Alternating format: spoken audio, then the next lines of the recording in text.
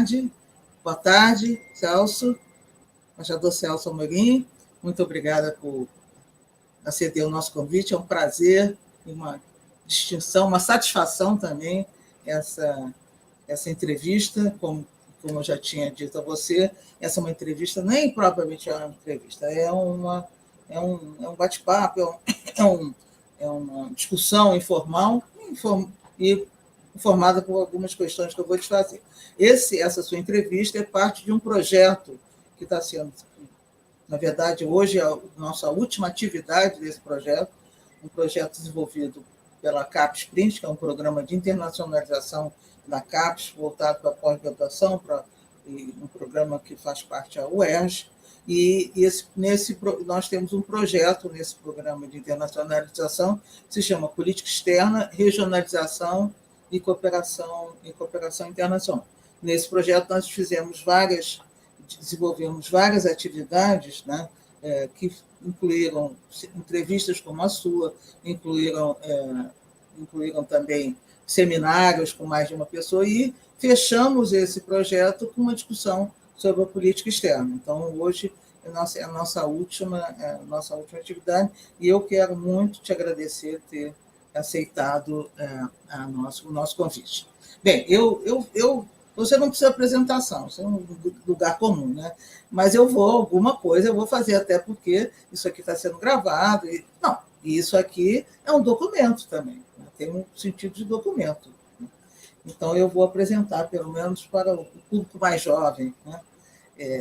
Celso Amorim foi representante do Brasil permanente nas Nações Unidas de 91 a 93 e de 95 a 99, e foi embaixador do Brasil no Reino Unido, em 2002. Foi ministro das Relações Exteriores nos governos de Itamar Franco, 93 a 94, e nos governos de Lula da Silva, 2003 a 2010. Foi ministro de Defesa, posteriormente, no governo Dilma, de 2011 a 2015. Celso Amorim publicou diversos trabalhos sobre teoria política, relações internacionais, política cultural e temas ligados à ciência e tecnologia. É autor de vários livros, entre eles eu cito aqui os mais próximos da política externa: Conversas com Jovens Diplomatas, publicado em 2011, Breves Narrativas Diplomáticas, de 2013, e Teherã, Ramallah e Doha, Memórias da Política Externa Ativa e Altiva, 2015. Publicou posteriormente A Grande Estratégia, né, posteriormente a esse livro. Enfim, então, como estávamos conversando antes, essa entrevista ela é uma conversa estruturada, enfim, é um debate a partir de algumas questões. A primeira que eu queria colocar para você tem a ver com a questão o que representou o governo Lula em termos de mudança da política externa. Por que eu estou enfatizando mudança? Porque, no seu discurso de posse, o presidente Lula, a palavra-chave é mudança. Né? Mudança da política externa.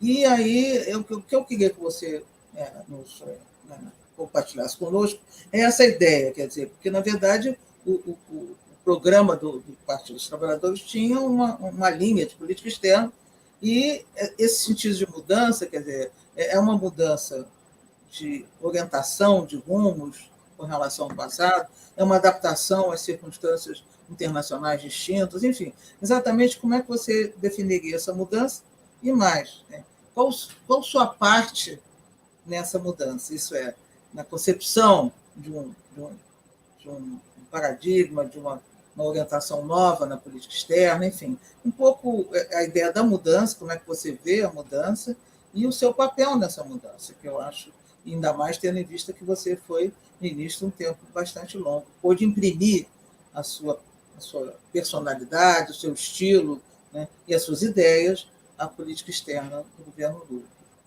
Enfim, agora eu passo a você a palavra. Bom, em primeiro lugar, muito obrigado, Maria Regina, é um prazer estar com você. Você é provavelmente, no melhor sentido, né, a decana intelectual dos estudos de relações internacionais. Acho que um dos primeiros artigos que eu escrevi sobre política internacional, assim, para fora do Itamaraty, devo ter escrito outros, mas um dos primeiros foi justamente a seu pedido para uma revista, né, Contexto Internacional, se eu não me engano, que se chamava, e eu escrevi um artigo sobre o fim da história, aquela Francis Fukuyama, logo depois do fim da Guerra Fria, na época da dissolução da União Soviética, etc. E fiquei muito contente de escrever aquele artigo, porque me permitiu também fazer uma coisa um pouco teórica, reflexiva, melhor estou dizendo, e ao mesmo tempo atual. Bem, para responder a sua pergunta, olha, eu devo dizer, claro que eu sabia bem quais eram as ideias do PT. Eu na realidade, não convivia tanto com o PT, para falar a verdade. Até tem uma história que eu contava sempre. No PT, a única pessoa que eu conhecia bem era o Marco Aurélio Garcia, que era justamente encarregado de relações internacionais. Eu tinha tido com ele uma relação já, enfim, fora contatos por amigos e outros fatos e seminários que a gente tinha participado, você seguramente participou de alguns. Fora isso, eu tinha tido uma relação com ele importante quando, no final do governo Itamar Franco, o Lula já despontava como candidato possivelmente ganhador. Então, eu não me lembro exatamente, teve a coisa do Plano Real, que mudou bastante, né? Mas mais ou menos coincidiu, assim, na minha percepção, naquela época, com a Copa do Mundo. Né? Teve o antes da Copa do Mundo e depois da Copa do Mundo. O Brasil ganhou, aliás. E a Copa do Mundo nos Estados Unidos. E eu tive um encontro com o Marco Aurélio Garcia, porque eu estava muito preocupado, naquela época, com o Mercosul. Eu achava que o Mercosul era uma conquista, embora, quer dizer, originário do governo Sarney, enfim, não vou contar toda a história que todo mundo sabe, do Acordo do Brasil e Argentina, assinado, Tratado de Assunção, assinado do governo Collor, o governo bem neoliberal, e depois a evolução que acabou culminando no governo Itamar Franco, isso não tinha acontecido quando eu tive conversa com ele, mas estava tudo evoluindo para a União Aduaneira e para a institucionalização, que chega ao Protocolo de Ouro Preto. Eu conversei com o Marco Aurélio porque eu sentia que havia uma certa resistência dos trabalhadores, porque não há dúvida que havia um elemento de liberalização comercial também, embora, digamos, só dentro do grupo, né? Então, achei importante ter essa conversa com o Marco Aurélio, sempre ficamos amigos, nos encontramos esporadicamente outras vezes, mas eu não tinha um contato constante. Eu já disse isso várias vezes, vou repetir para você aqui, porque eu acho que já os alunos saberem. A primeira pessoa com que eu falei quando o Lula foi eleito, quer dizer, eu mandei um telegrama para o Lula, formal, como eu era embaixador em Londres, eu digamos assim, acompanhei muito intensamente, enfim, não de perto, porque eu estava longe, mas acompanhei a eleição, até dei uma entrevista para o Financial Times, que eu acho que talvez tenha tido até um papel na minha escolha, sei lá, em que eu critiquei muito um artigo que falava do eixo do mal, e eu, dizendo que o Lula ia ser parte do eixo do mal, eu escrevi um artigo chamado O Eixo da Estupidez, que o Financial Times colocou com grande destaque. E acho que isso me deu, não sei porquê, mas eu fico sempre com a impressão que isso acabou me valorizando. Mas não fiz com essa intenção, mas obviamente aconteceu isso. Mas então, a primeira pessoa que eu liguei foi o Fernando Henrique Cardoso, porque para mim era a consolidação da democracia no Brasil. Depois, um intelectual, independentemente de eu concordar ou não com as coisas todas que fez, mas da política externa, sempre digo isso, não tenho nada de que eu me envergonhe. Pode ter havido um ato ou outro que eu não gostei muito e tal, mas como posições básicas, enfim, o que eu achava, e eu vou chegar a esse ponto, é que, digamos, tinha que mudar o tom, mudar a atitude, né? Ser mais assertivo, né? Até a tradução desse meu livro em inglês, o ativo e altivo, que é mais difícil de você traduzir em inglês, porque inclusive não tem o trocadilho, eu traduzi por assertive, cobrindo um pouco os dois aspectos, né? Então, ser um pouco mais assertivo. Mas eu não vinha assim pensando em vamos mudar tudo, mas tampouco estava pensando em continuidade. É claro que a chegada do Lula ao poder era uma grande mudança para o Brasil, era um operário, era o Partido dos Trabalhadores, era uma pessoa, na minha visão, realmente de esquerda, digamos assim, não de extrema esquerda, mas de centro-esquerda, digamos, dentro do espectro político. Então, era uma mudança. Até conto um outro episódio interessante, porque já depois que o Lula me havia convidado, ele me fez entrevista, não vou contar a história toda, porque isso não é o objeto da sua pergunta, mas já depois que ele tinha me convidado, mas ainda não anunciado, eu participei da redação, participei um pouco da redação, não foi a última palavra, mudaram depois, etc., mas participei um pouco da redação do discurso que ele ia fazer no clube de imprensa norte-americano, em Washington. Eu não fui nessa viagem a Washington, a viagem que ele fez como presidente eleito.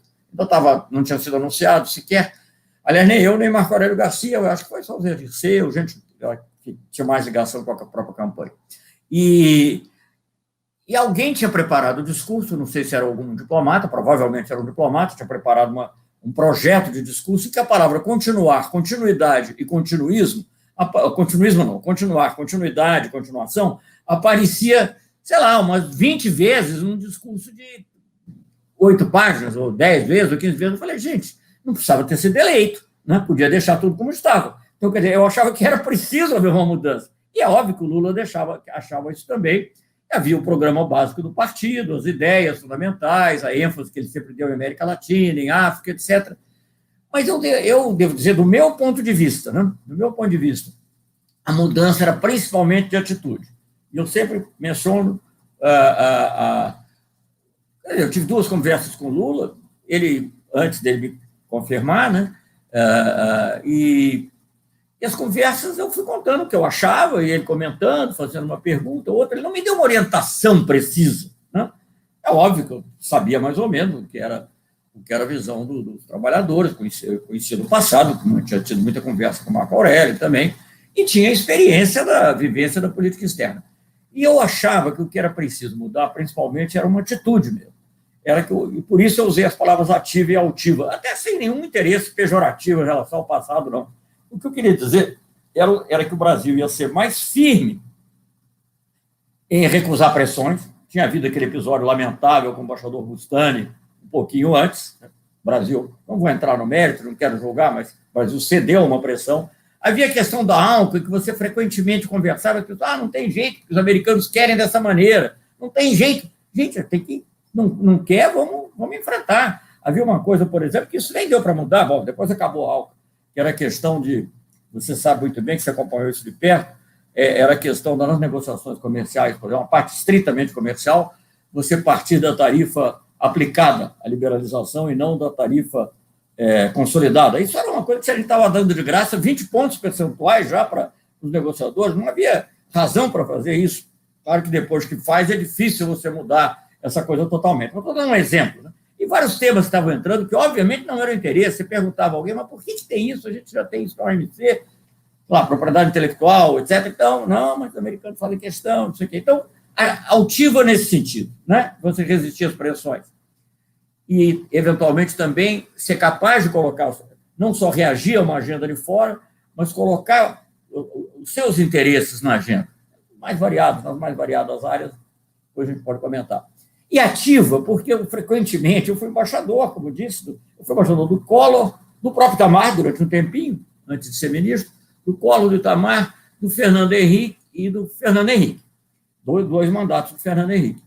E, enfim, eu tive assim, uma dissensão profunda de orientação. Era mais essa questão, por exemplo, às vezes eu ia tomar uma iniciativa, a instrução que eu recebia, às vezes nem era por mim, eu era embaixador, as pessoas comigo já cuidavam assim, um pouquinho mais, a não ser o próprio ministro, mas se as outras pessoas fossem falar, ficava. Mas o recado que eu recebia disse, não pode ir nessa linha, mas não seja muito protagônico. Gente, eu acho que a gente tinha que ser protagônico em função das coisas que a gente achava. Eu tinha que não só defender certas posições, mas atrair outros países para as posições do Brasil. Então, isso assim, simplificando muito, era o que eu entendi como ativo e altivo. E por que eu usei essas palavras no primeiro dia, no dia que eu fui anunciado? Né? Fui anunciado no mesmo dia que a Marina Silva, que o Furlan e que o Luciano Furlan e o Roberto Rodrigues. Então, gente, o Lula ia falar, no final de todo, todo mundo quer ouvir o Lula. Eu não vou agora ficar começando a descrever, com a América Latina vamos fazer isso, com a África vamos fazer isso, não sei o quê. Ia ser muito longo, chato. E eu não tinha conversado com ele, presidente, sobre cada um tema assim, de maneira muito individualizada. Tinha nessas 2 conversas, falar de uma maneira geral. Então, eu achei que o mais importante era definir a atitude. E usei essa expressão ativa e altiva. O discurso do Lula fala por si mesmo, porque aí já tem os temas que ele dá muita importância, né? E África, América do Sul, América Latina, enfim. Então, há as questões da paz, né, com relação ao Iraque, era uma coisa muito presente naquele momento, ele acentua muito a paz também. Então, é isso. Basicamente, eram essas as questões. No meu discurso de posse, obviamente, com um discurso só sobre política externa, diferentemente do dele, ele dedicou, sei lá, 1,5 página, 2 páginas, sei lá, 3, 4 minutos, sei lá, no máximo, A política externa, no meu, era 20 minutos, 15 sobre política externa. Então, aí sim, eu pude detalhar um pouco mais. E eu, sinceramente, uma coisa que eu acho que às vezes me surpreende, nunca mais vi isso, para falar a verdade, mas no finalzinho da minha administração, quando eu estava escrevendo, alguém viu lá, e é muito parecido o que aconteceu. Claro que eu não podia prever os detalhes, porque a política vai mudando constantemente, né? Nós somos surpreendidos constantemente, mas é muito parecido o que aconteceu com o que nós havíamos pensado. Mas, então, acho que mudança, para voltar a isso, eu não acho que... Foi uma inflexão nesse sentido, porque o Brasil, por exemplo, sei lá, vou dar um exemplo, eu prefiro dar exemplos práticos, viu, Maria Regina? Eu deixo para vocês aí teorizarem, porque eu vi exemplo, sim, chegava uma posição na OMC, nós tínhamos sobre vários temas posições boas, aí eu defendia determinado ponto, sei lá, eram coisas que iam de ser discutidas. Primeiro era na rodada do milênio, em Seattle, acabou sendo a rodada de Doha, mas na rodada do milênio, por exemplo, vamos rediscutir, por exemplo, TRIMs, né, medidas de investimento ligadas ao comércio, que acho que foi desfavorável ao Brasil o resultado da rodada do Uruguai. Aí eu recebia, estou dando como exemplo, nem sei se foi exatamente isso, mas poderia ser.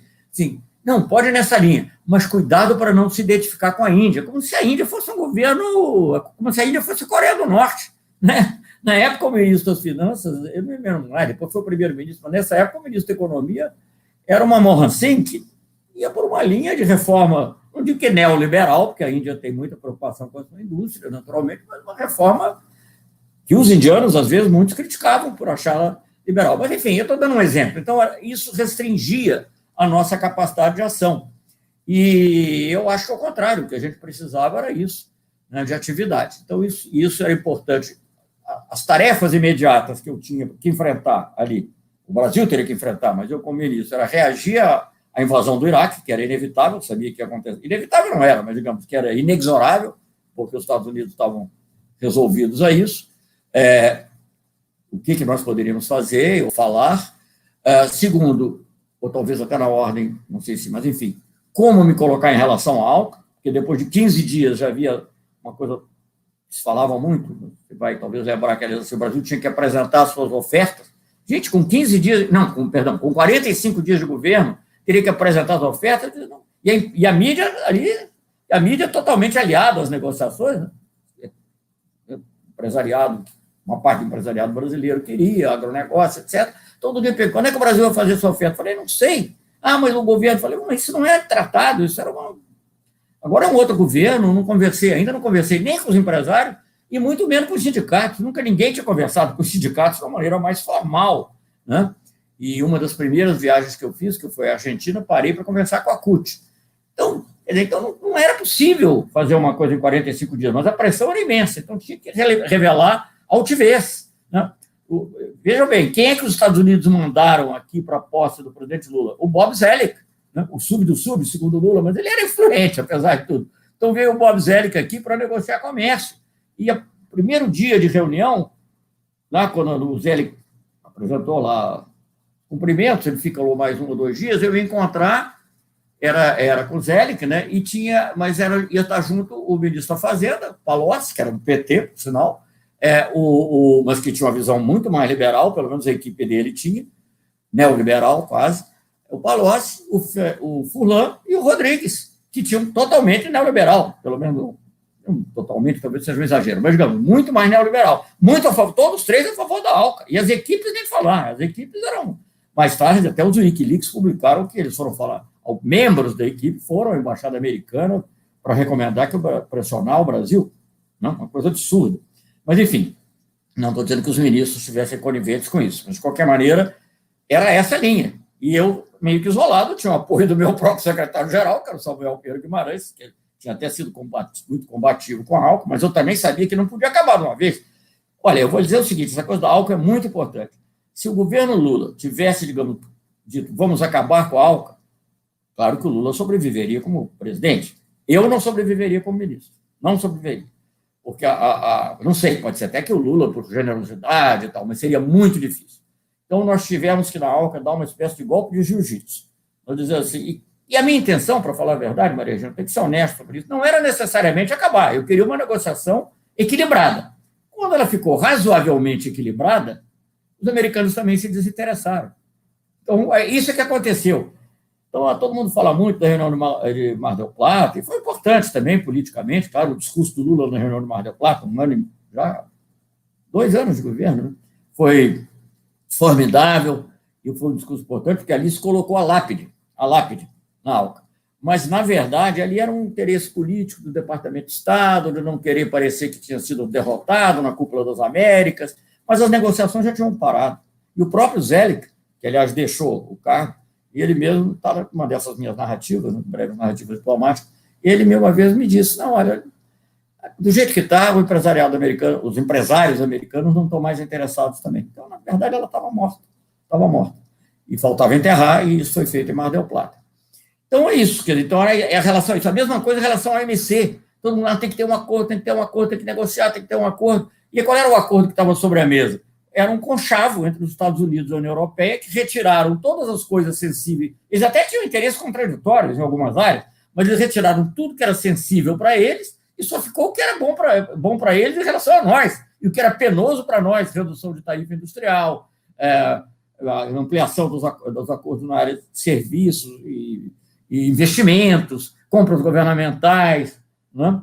Então, aí que nós criamos esse G20 comercial, formalmente foi o Brasil e a Índia, mas eu te digo com toda franqueza e sem nenhum, não estou querendo ser modesto, foi o Brasil que liderou, que quando tinha uma coisa, o indiano concordava muito comigo, eu nem sei se ele ainda é ministro, ele voltou para ser ministro da Economia nesse governo Modi, mas não sei, já faz tempo, não sei, nunca mais te contar.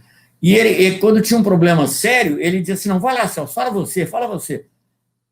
Não sei se ele tinha um problema interno ou se ele achava que eu comigo levava os latinos ou tinha alguma outra vantagem. Então, assim foi. Então, tanto o Brasil foi protagônico, contrariando o que era a visão anterior, que tanto o Brasil foi protagônico que o próprio Zelig, 3 ou 4 dias depois do encerramento, eu me lembro que eu vim de lá, pouco depois teve uma reunião da UNCTAD aqui, em São Paulo. E não sei se foi 3 ou 4 dias exatamente, mas uns dias depois ele publicou, não, eu estou confundindo, foi outra coisa. E ele publicou um artigo em que ele fala da rodada, do fracasso, menciona o Brasil 5 vezes num artigo pequenininho do Financial, tamanho desses artigos da Folha, do artigo de opinião no Financial Times. Então, o Brasil, nós que organizamos, né, eu fiz isso com auxílio do grande assessor que eu tinha na área de imprensa, que era o grande assessor que tinha na área de imprensa, fizemos uma conferência de imprensa que, até nisso, que nós inovamos, porque eu fui o primeiro a fazer conferência de imprensa, eu falei, se eu for esperar fazer, depois do americano, depois do europeu, depois do próprio, não era o Lamy, do diretor-geral do OMC, era aquele tailandês, ninguém vai me ouvir. Então, eu fui o primeiro. Então, parecia que eu estava entrando para lembrar, assim, parecia que eu estava entrando num filme na Metro, né? Você é mais nova que eu, não tenho essa coisa, mas que no filme da Metro, que tinha aqueles festivais, aquilo entrava de gente, não parava de entrar, porque eu dei a minha versão. Então, a primeira versão, a versão que saiu nos jornais, saiu na BBC, saiu não sei aonde, foi a versão do Brasil. E era uma versão verdadeira. Não sei, falei algumas coisas, eu não quero falar demais. Eu não estou te ouvindo, mano. Eu não estou te ouvindo. Não está me ouvindo? Agora sim. Então deixa eu falar mais perto aqui. Não, essa sua narrativa está me lembrando o Azeredo da Silveira, uma entrevista que eu fiz com a Mônica Risse há muitos anos atrás, há décadas, né, no século passado, e que ele dizia que negociar com os americanos era assim, você falava com eles, eles repetiam. Você respondia, eles repetiam a mesma coisa. Você triplicava, eles repetiam o mesmo discurso constantemente. Enfim, então, eles não estavam acostumados na negociação que alguém... eles não estavam acostumados, os americanos não estão acostumados à negociação que alguém divirge. Então, acho que você é bem da escola do Azeredo da Silveira, foi um dos barbudinhos do Azeredo da Silveira. Então, nesse seu livro, Conversas com Jovens Diplomatas, é muito interessante porque é muito representativo do que é o trabalho do diplomata, essa ideia de você, né, achar a palavra correta, enfim. Então, essas duas qualidades, achar a palavra correta e ampliar o arco da negociação, acho que me parece que é uma característica da sua gestão. Mas deixa eu avançar um pouquinho nos temas mais substantivos, porque eu acho que, eu costumo dizer que acho que a política externa do Lula é um dos eixos do tripé do governo, da administração Lula. Inclusão social, modelo de desenvolvimento, um modelo neodesenvolvimentista, isso é discutido na literatura, um modelo coordenado pelo Estado, e a política externa, por essas características, inclusive, de abrir espaço para os interesses brasileiros, sair fora enfim, tentar entrar em várias searas. E aí eu aqui das minhas anotações, eu destaquei 4. Aí eu vou só mencionar e você desenvolva a que você achar interessante. A primeira é a ideia da relação Sul-Sul, a cooperação para o desenvolvimento. Inclusive, essa é um caso, já havia cooperação, né? Mas esse governo, a política externa, imprimiu um sentido distinto, um sentido que eu distingo, né? Cooperação para o desenvolvimento e também a cooperação no âmbito vamos dizer, cooperação mais política, tipo IBAS com a Índia, África do Sul, ou mesmo o BRICS, que é um capítulo à parte. Então, essa é a primeira dimensão. A segunda você já falou, comércio. Eu acho que houve uma mudança, uma postura mais assertiva, né? E, de fato, a literatura considera a rodada de Cancún, né? Quando o Brasil e a Índia, né? Você acabou de mudaram a agenda de negociação, não era a agenda que os Estados Unidos e a Europa traziam para a mesa de negociação. Então, Cancún e o G20, né, que primeira vez que o Brasil vai ter interesses ofensivos, né, na área de agricultura. Claro, não era fácil com relação à Índia, mas, de novo, eu acho que é uma inovação. A região, sem dúvida, essa era a América do Sul, a Unasul, que eu acho que foi também uma ideia que, infelizmente, acabou, né, enfim, foi morrendo, né, mas, enfim, mais uma visão distinta, eu acho que é fundamental um país como o Brasil, né, ter relações estreitas com todos os países, e talvez, a meu ver, eu acho que talvez é a dimensão mais complicada, que é na área de paz e segurança, no sentido que eu acho que essa aí é exatamente a ideia, não tanto do ativa, mas do altiva, né? Porque a tradição brasileira sempre foi, desde sempre, não estou dizendo era não entrar em bola dividida, né? Como se diz na gíria, né? E eu acho que a declaração de Teherã, né, foi uma desses episódios na história da política externa em que essa questão é uma questão de alta política, em que um país que não é esperado que participe da alta política queria ter algo a dizer, né? Então, nessa área, eu também assinalaria o comando das tropas em Haiti, inaugurando aquilo que passou a ser comum na política externa brasileira. Então, nesses quatro conjuntos, né? Enfim, eu queria que você pudesse comentar. Comente o que você achar mais relevante, o seu depoimento aqui para nós, enfim, porque eu acho que, enfim, se tem outra dimensão que você acha interessante, você também pode comentar, enfim, o palco é seu. Eu queria comentar, porque acho que é sempre bom pegar casos específicos para ilustrar, né? Mais do que propriamente, digamos, do meu ponto de vista. Então, por exemplo, o que eu acho que é muito interessante, você mencionou o G20, é o OMC, que eu estava falando antes, em relação... Veja bem, não é que tenha havido uma mudança muito grande no conteúdo.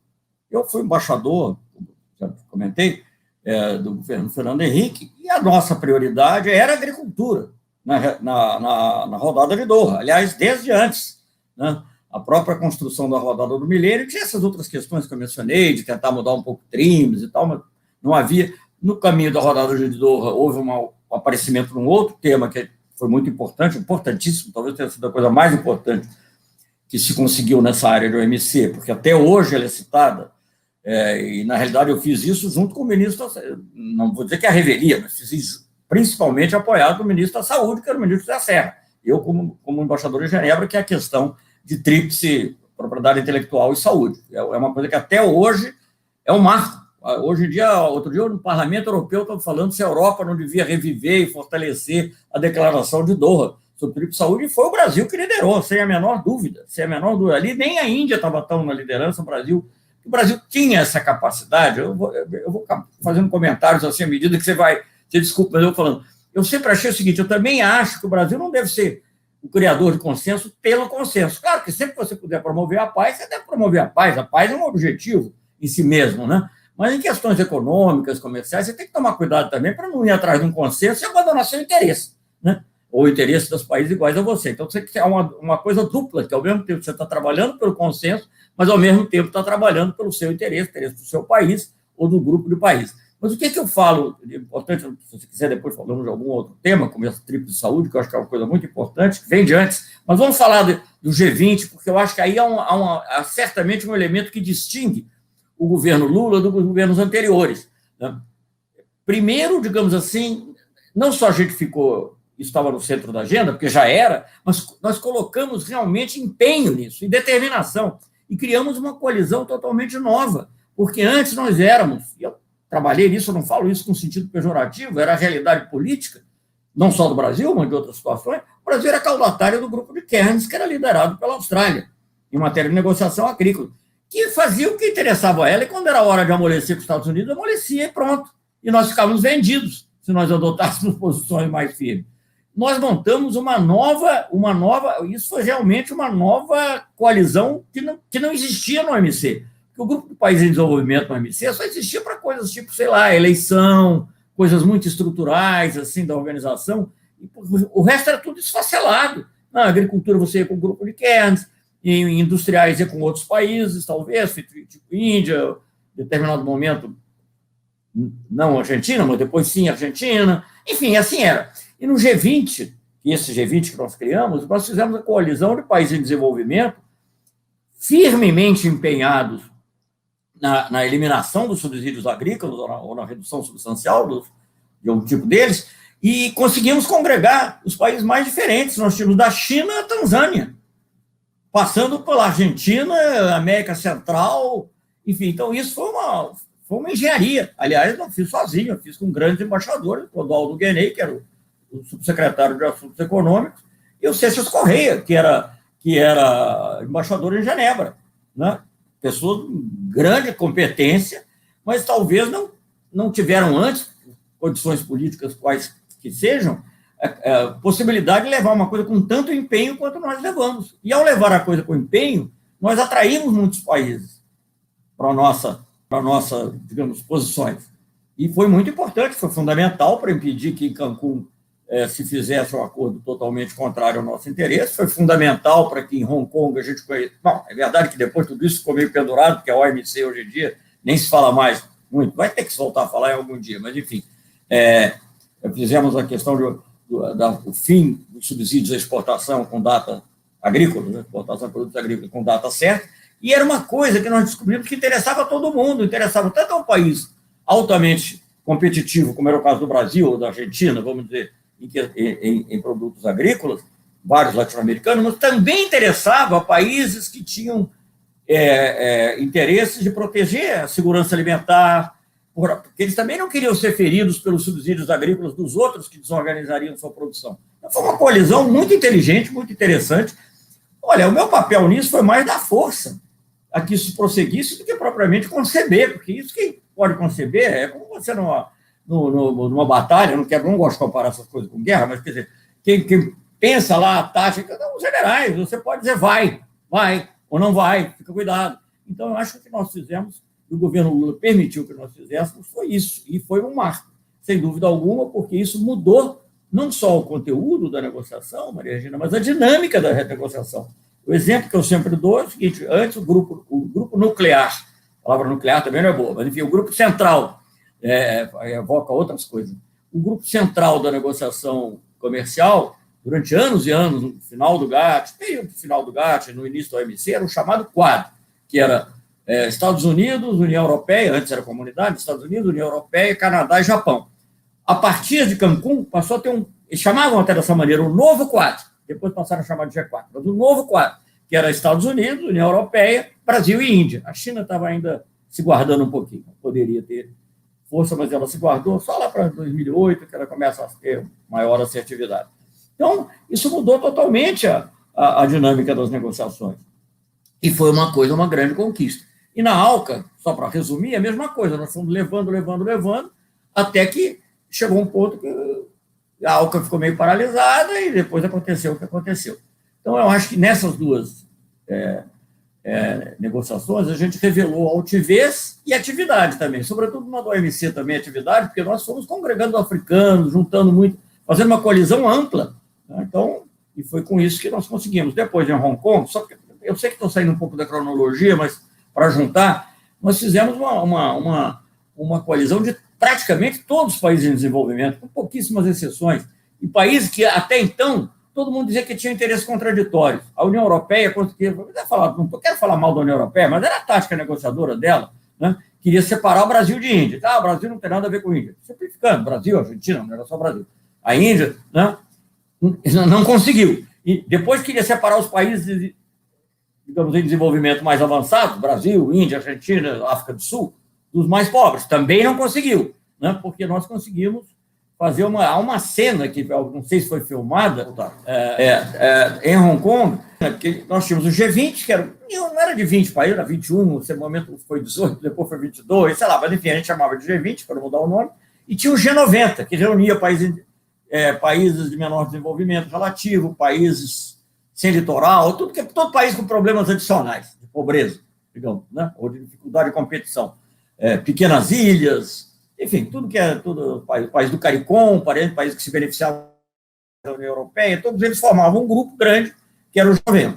E nós conseguimos fazer uma reunião conjunta do G20 e do G90, foi uma coisa interessante, porque nós tínhamos combinado fazer uma reunião de coordenadores, mas acabou entrando todo mundo, e aquilo eu senti ali como se fosse o Frantz Fanon observando uma invasão dos danados da terra. A OMC era sempre aquele clubinho inglês ali, que as pessoas decidiam tudo ali naquele cantinho, e vem toda aquela cor africana, asiática, latino-americana entrando numa sala imensa, e depois foi até a própria Mary Robinson, que participava na época, ela dirigiu uma OMC, dirigiu uma ONG, participou conosco da afirmação de que era para ter a data final para a eliminação dos subsídios à exportação, que foi a grande conquista da reunião. Depois, acho que isso conceitualmente se manteve, mas, enfim, a OMC a gente sabe que perdeu muito da sua força. Mas, enfim, então são dois exemplos assim, muito fortes nesse sentido da altivez e atividade. Agora, por exemplo, outra coisa da atividade, só para dizer, duas coisas. Né? E eu vou rapidamente passar nas suas essas coisas. Olha, todos os governos brasileiros, pelo menos desde a democracia, falam, olha, está na Constituição a integração latino-americana. Né? É claro que, digamos, nós víamos que, digamos, fazer uma integração econômica em toda a América Latina era muito difícil. Então, tínhamos que fortalecer o Mercosul, mas queria, pelo menos, expandir para a América do Sul. Né? Fizemos isso de várias formas, que eu não vou descrever aqui, porque é muito longo, mas com muita determinação. Porque você não faz um acordo desse, por exemplo, para trazer o Equador e o Peru menos, talvez, mas o Equador, a Colômbia, para assinar o acordo e que aceitar, enfim, limitações para coisas que iriam exportar, ou abrir cotas para nós, por exemplo, açúcar, que são produtos muito sensíveis. Eu tive que viajar 7, 8 vezes para cada um desses países. Então, é esse tipo de determinação que fez com que a gente conseguisse fazer o acordo de livre comércio de toda a América, na prática, né? Porque antes falava, já o Itamar Franco tinha falado em ALCA, você lembra disso, a área de livre comércio sul-americana. O Fernando Henrique teve uma iniciativa muito importante, que foi a reunião, a cúpula, no ano 2000, se não me engano, né, da América do Sul. Mas na área comercial, que a gente queira ou não queira, eu me lembro de ter discussões no bom sentido, com Chaves, que o Chaves dizia, não interessa, vocês só falam em comércio, não interessa o comércio, interessa a vontade. Gente, o comércio é a base. Sem o comércio, não é só o comércio, mas as pessoas têm que entender que o comércio é fundamental. A Alemanha passou a ser um país, e não uma coleção de ducados, principados e sei lá o que mais, por causa do Zollverein. Zollverein é União Aduaneira, como você sabe, mas pode ser que alguns alunos seus não saibam. O primeiro, a gente estuda até no ginásio, eu estudava. Né? O primeiro passo da unificação da Alemanha, o Zollverein, o primeiro grande passo, é o quê? É a união aduaneira, o que a gente fez no Mercosul.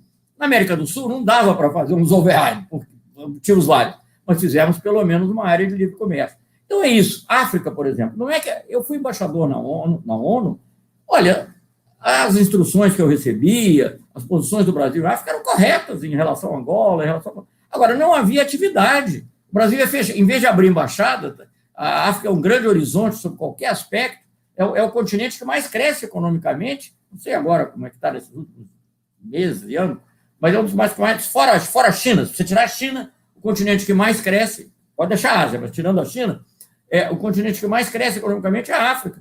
Então, o Brasil tinha que ter uma presença, né? Então, aí entra a atividade. A gente fez embaixada em todos os países, e essas coisas se refletem também na posição em relação ao OMC, se refletem em relação a muitos outros temas da agenda internacional. Então, é nisso que eu diria que ativa e altiva, e eu mencionei, assim, passando, você me diz o que você quer que eu aprofunde, porque é tanta coisa que eu posso falar de um aspecto ou outro com maior prazer.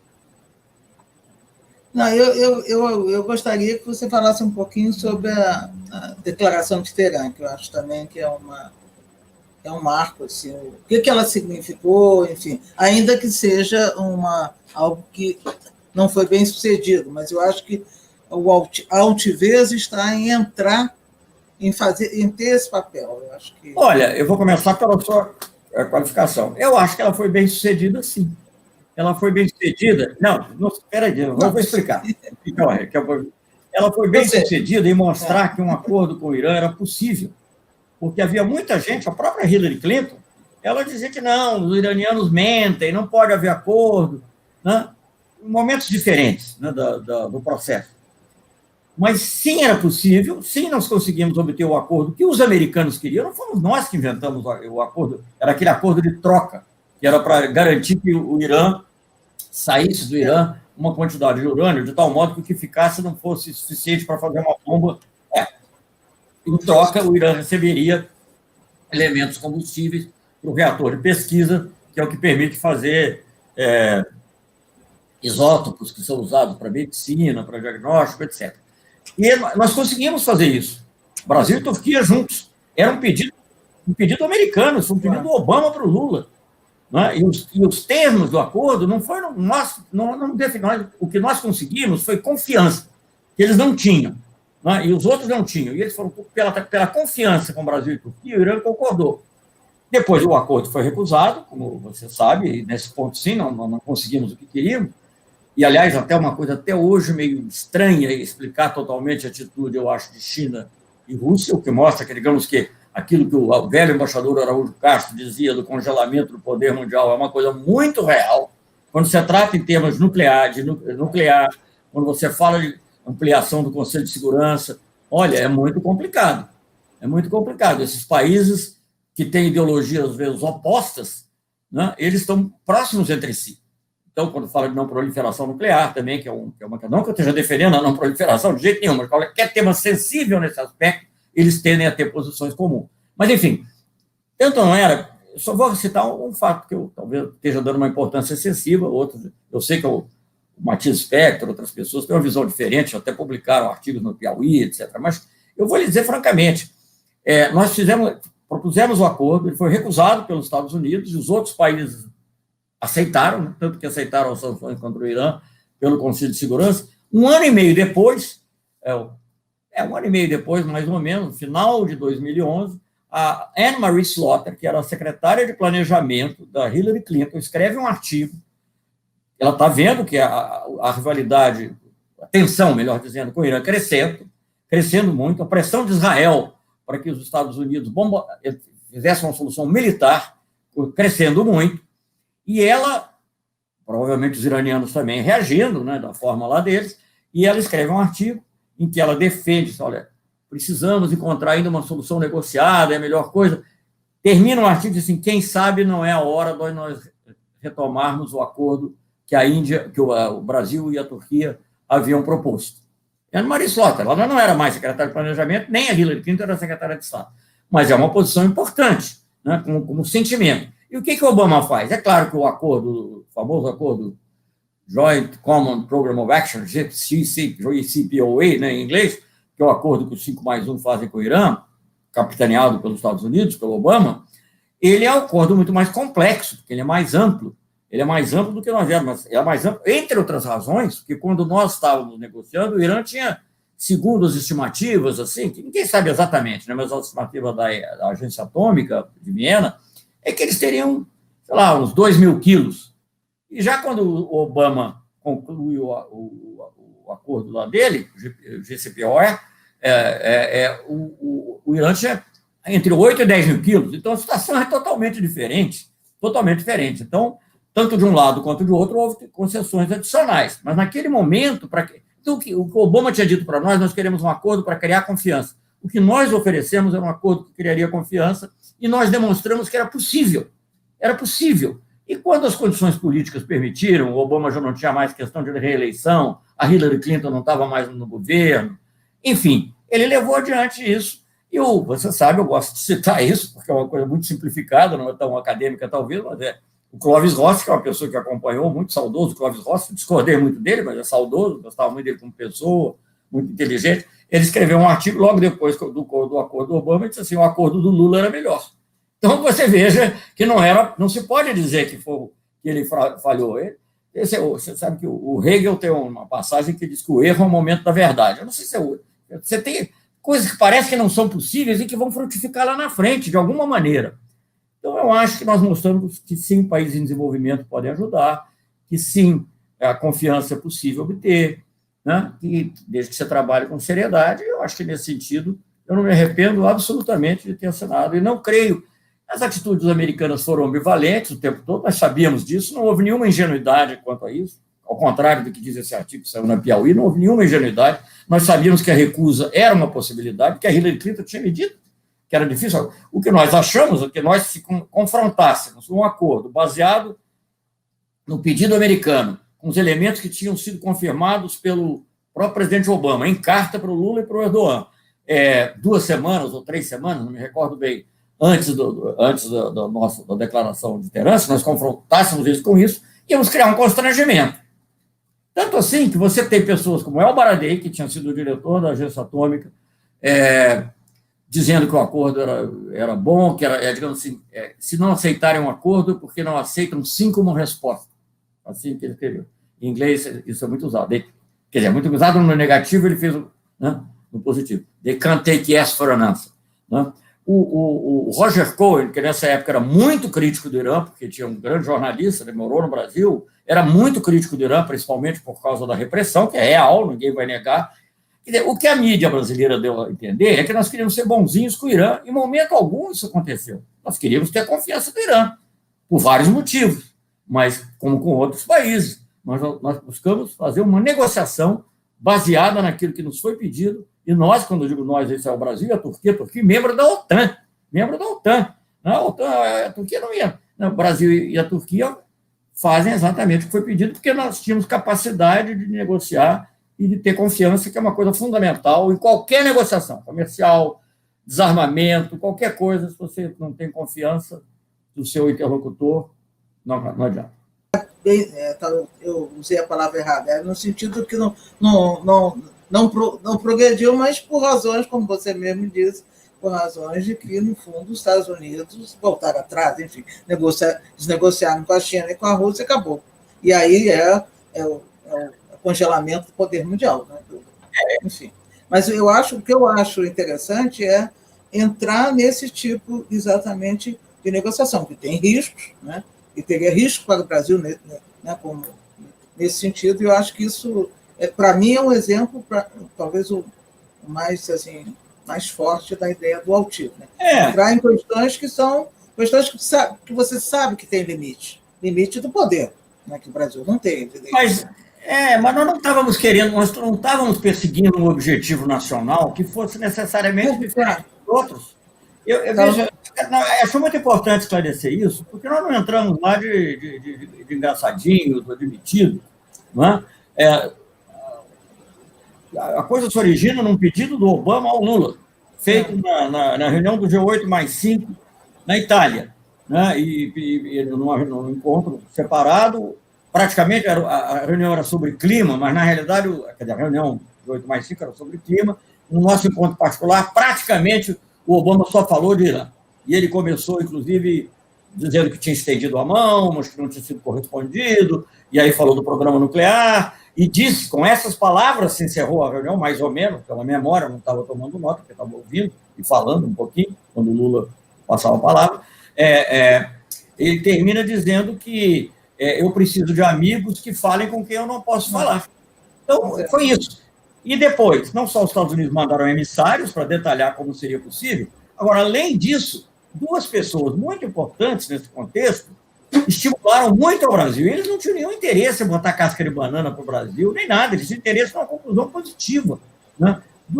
Um era o representante, alto representante para a política externa da União Europeia, que era o Javier Solana, que tinha sido ministro exterior da Espanha, etc., e era o alto representante, principal representante para a política internacional da União Europeia, e o outro era o Baradei, que eu mencionei já há pouco, que era o diretor-geral da Agência Atômica, que sabia absolutamente de tudo. Então, quer dizer, nós não saímos. O que eu acho é o seguinte: o Brasil vinha assumindo um perfil, primeiro, principalmente na área do comércio, inicialmente, principalmente, mas que já era um perfil assim de poder negociar, conversar. Né? O final da rodada de Doha, que também foi um fracasso, né? Mas foi um fracasso que pode gerar outras coisas no futuro. Mas, no final da rodada de Doha, eu e o Mandelson era o comissário europeu, claro, separado a parte do comércio da parte política, então eu era o principal para o comércio. Eu e o Mandelson fomos as pessoas que mais, Brasil e a União Europeia, que mais brigaram para ver se salvava a rodada, no momento finais.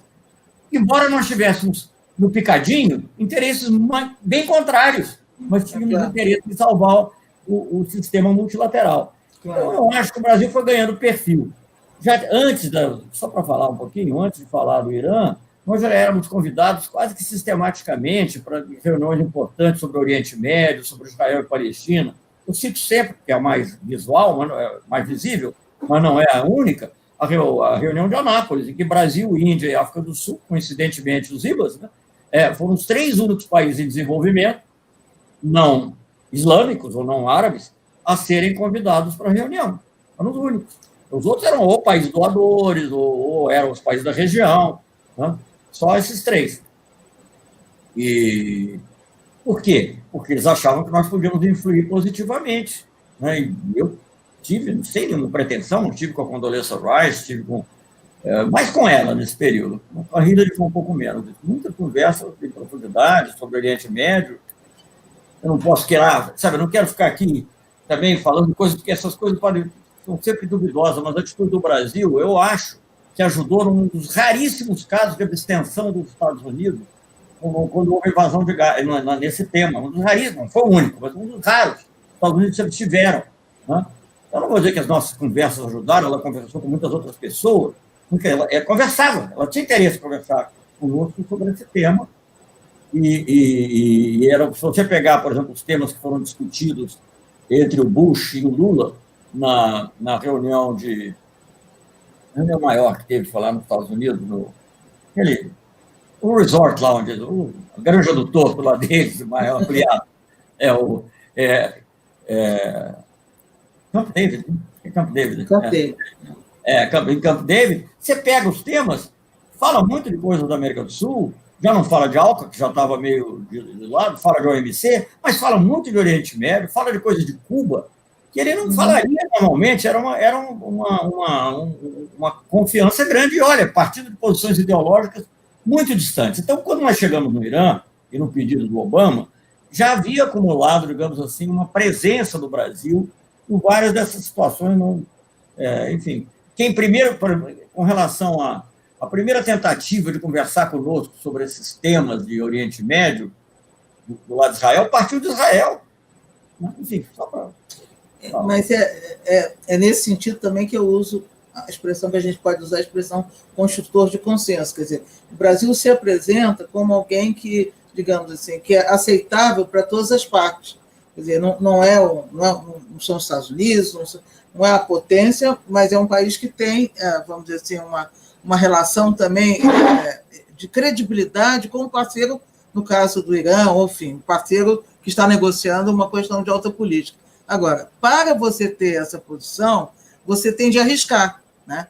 Você tem de ser altivo, né? em certo, quer dizer, não é, pode ser, né, yes, yes, man, yes, sir, não vai ter não vai construir esse ativo de credibilidade e de ser uma terceira parte que você pode confiar, que o Irã poderia confiar. É isso, entendeu? Essa coisa de, enfim, essa arquitetura que eu acho que é interessante, é nesse sentido, entendeu? Eu acho que a gente pode ver Sim, a ideia da negociação, da diplomacia.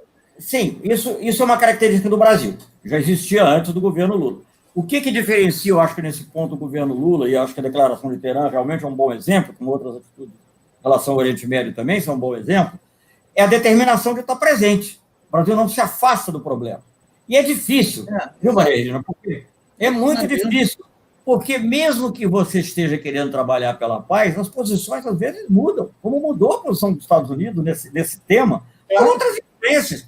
E eles acham, talvez por serem a maior potência do mundo, agora talvez não de maneira não tão clara, mas que era a maior potência do mundo, que eles podem mudar de posição a hora que querem. Né? E talvez nisso, mas eu acho que nessa coisa, vocês foram ingênuos, não sou ingênuo, você tem que trabalhar. Eu acho que a função do diplomata, por definição, e do Brasil coincide com essa posição, de certa maneira, é trabalhar pela paz. É a mais importante função do diplomata. Todas as outras você pode ter gente que entende disso, daquilo, outro, tal, mas trabalhar pela paz é uma coisa dos diplomatas. Diplomatas não só profissionais, mas diplomatas, de modo geral.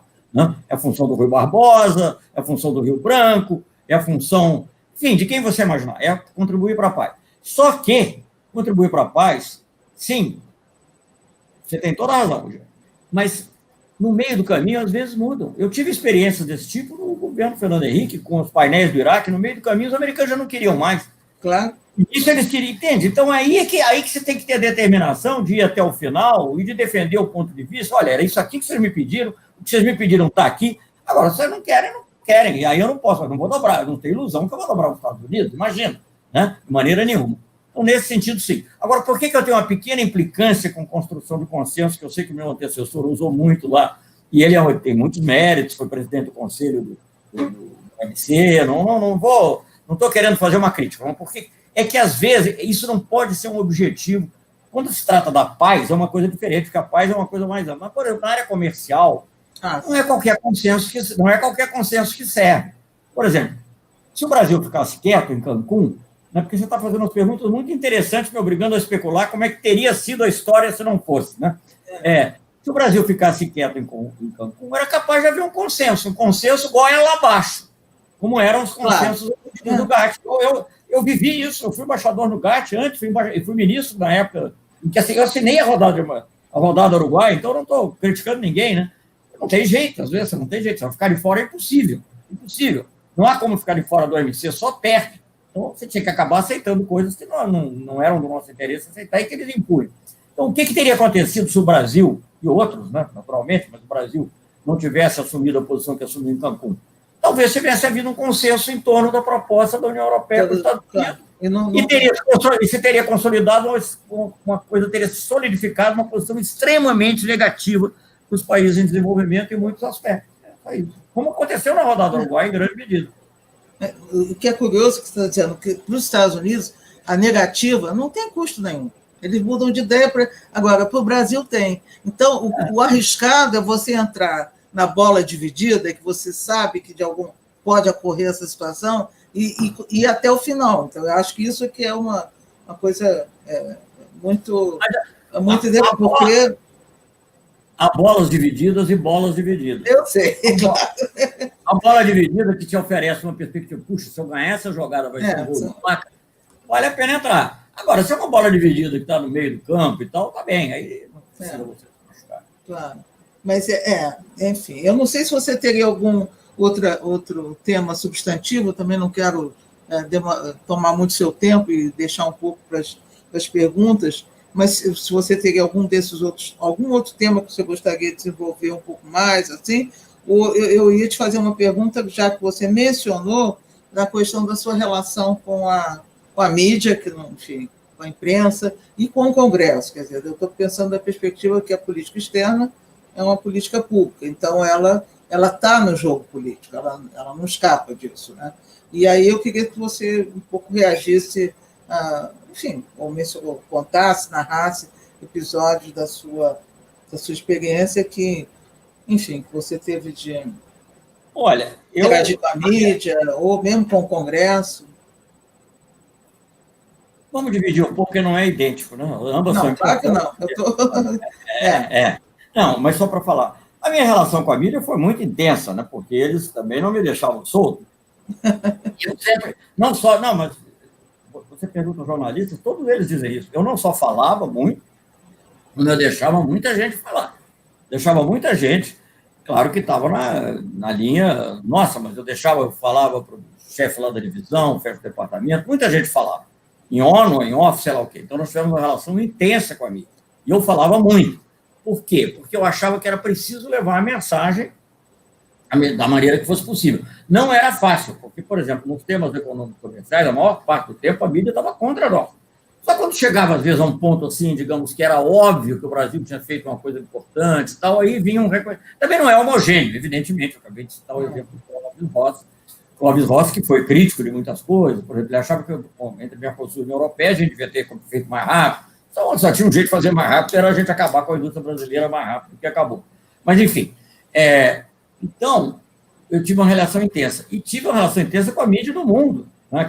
Esse episódio que eu estou contando, que foi esse episódio que eu estou te contando, que foi em Hong Kong, aquilo foi o Ricardo Tavares, que era meu assessor de imprensa, nós organizamos, olha, Ricardo, vamos fazer isso. Mas aí alguém lá da minha delegação, mas ministro, nessa hora ainda vai estar se realizando a sessão plenária. Eu falei, não tem nenhuma importância, a sessão plenária não vai acontecer nada, já está tudo resolvido. Não, porque essas coisas todas são resolvidas antes.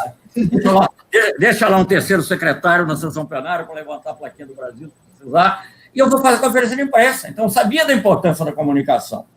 Né? E aí isso deu notícia na BBC, deu notícia no seu... A primeira versão, os jornais até contam, estava vendo outro dia, Reuters deu a primeira notícia sobre o Brasil, e não era que tivesse interesse, mas era ali. E aí a nossa versão... Porque o problema é assim, quem que ia dizer que por que fracassou a rodada de Cancún? Foi por causa dos subsídios agrícolas ou foi por causa, digamos, da não cooperação dos países em desenvolvimento? E ficou claro que eram subsídios agrícolas. Falhou em agricultura. Sabe que a gente passar? E passou. Isso aconteceu mundial, eu trabalhei muito mais próximo na mídia brasileira, tinha essa questão, mas também conversava muito com eles. Agora, vou te contar um episódio com mídia, já que você falou da mídia, que eu vou mencionar, que eu acho que é muito interessante. Não vou mencionar, não, deixa para lá. Não, é um episódio... É um episódio que está um pouquinho antes do final do governo, um rapaz que acho que ele até virou cientista político hoje em dia, na época, acho que era mais jornalista, é Roberto Simon, se não me engano. E ele me fez uma entrevista muito longa, muito boa, muito correta, quer dizer, muito boas perguntas, muito boa, muito completa. E aí ele terminou com uma pergunta dizendo por que eu achava, a que eu atribuía o fato da revista Foreign Policy ter escolhido, porque não foi um concurso, foi um artigo lá, mas enfim, ter feito um artigo dizendo que eu era o melhor chanceler do mundo, o melhor ministro das Relações Exteriores do mundo. A que eu atribuí? Aí eu falei, a resposta que eu dei, não, porque eles estão mal informados, eles não leem o Estado de São Paulo. E ele reproduziu toda a minha entrevista foi reproduzida, menos essa. Eu achei que faltou um pouquinho de fair play aí, menos essa resposta. Não, então, quer dizer, eu tinha uma relação assim, falava muito mesmo, e muito tempo. Aqui tem um negócio até que eu mostrar, se eu vou mostrar, que era, não sei se aparece por causa do reflexo.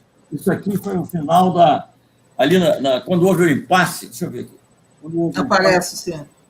Quando houve o grande impasse ali em Genebra, em 2008, eu também fui o primeiro a sair. Eu falei, eu vou sair aqui e vou dar, porque senão daqui a pouco vai prevalecer a versão do americano, prevalecer a versão não sei o quê, eu quero que a versão brasileira esteja presente. Então, isso é assim. Então, eu tive essa relação intensa, difícil, mas intensa, e nunca me furtei a falar. Pelo contrário, eu achava muito importante falar. Com o Congresso, mais ou menos a mesma coisa. Claro que a situação é diferente. Houve muitos momentos em que o Congresso apoiou muito, mas em questões como essa que você mencionou, o Teherã, como Venezuela, a própria... Depois acabou concordando, porque, por exemplo, o Tratado da Unasul e a adesão da Venezuela ao Mercosul foram aprovadas pelo Congresso. Claro. Então, não tem dúvida sobre isso. Mas sempre havia dúvidas. Então, por exemplo, a questão da OMC, por exemplo, da OMC também, mas agora, com mais clareza, eu me lembro de Teherã, eu fui ao Congresso no dia seguinte. Era uma coisa assim, estafante, eu tinha voltado do Irã, estava ali, eu fui ao Congresso para prestar esclarecimento, etc.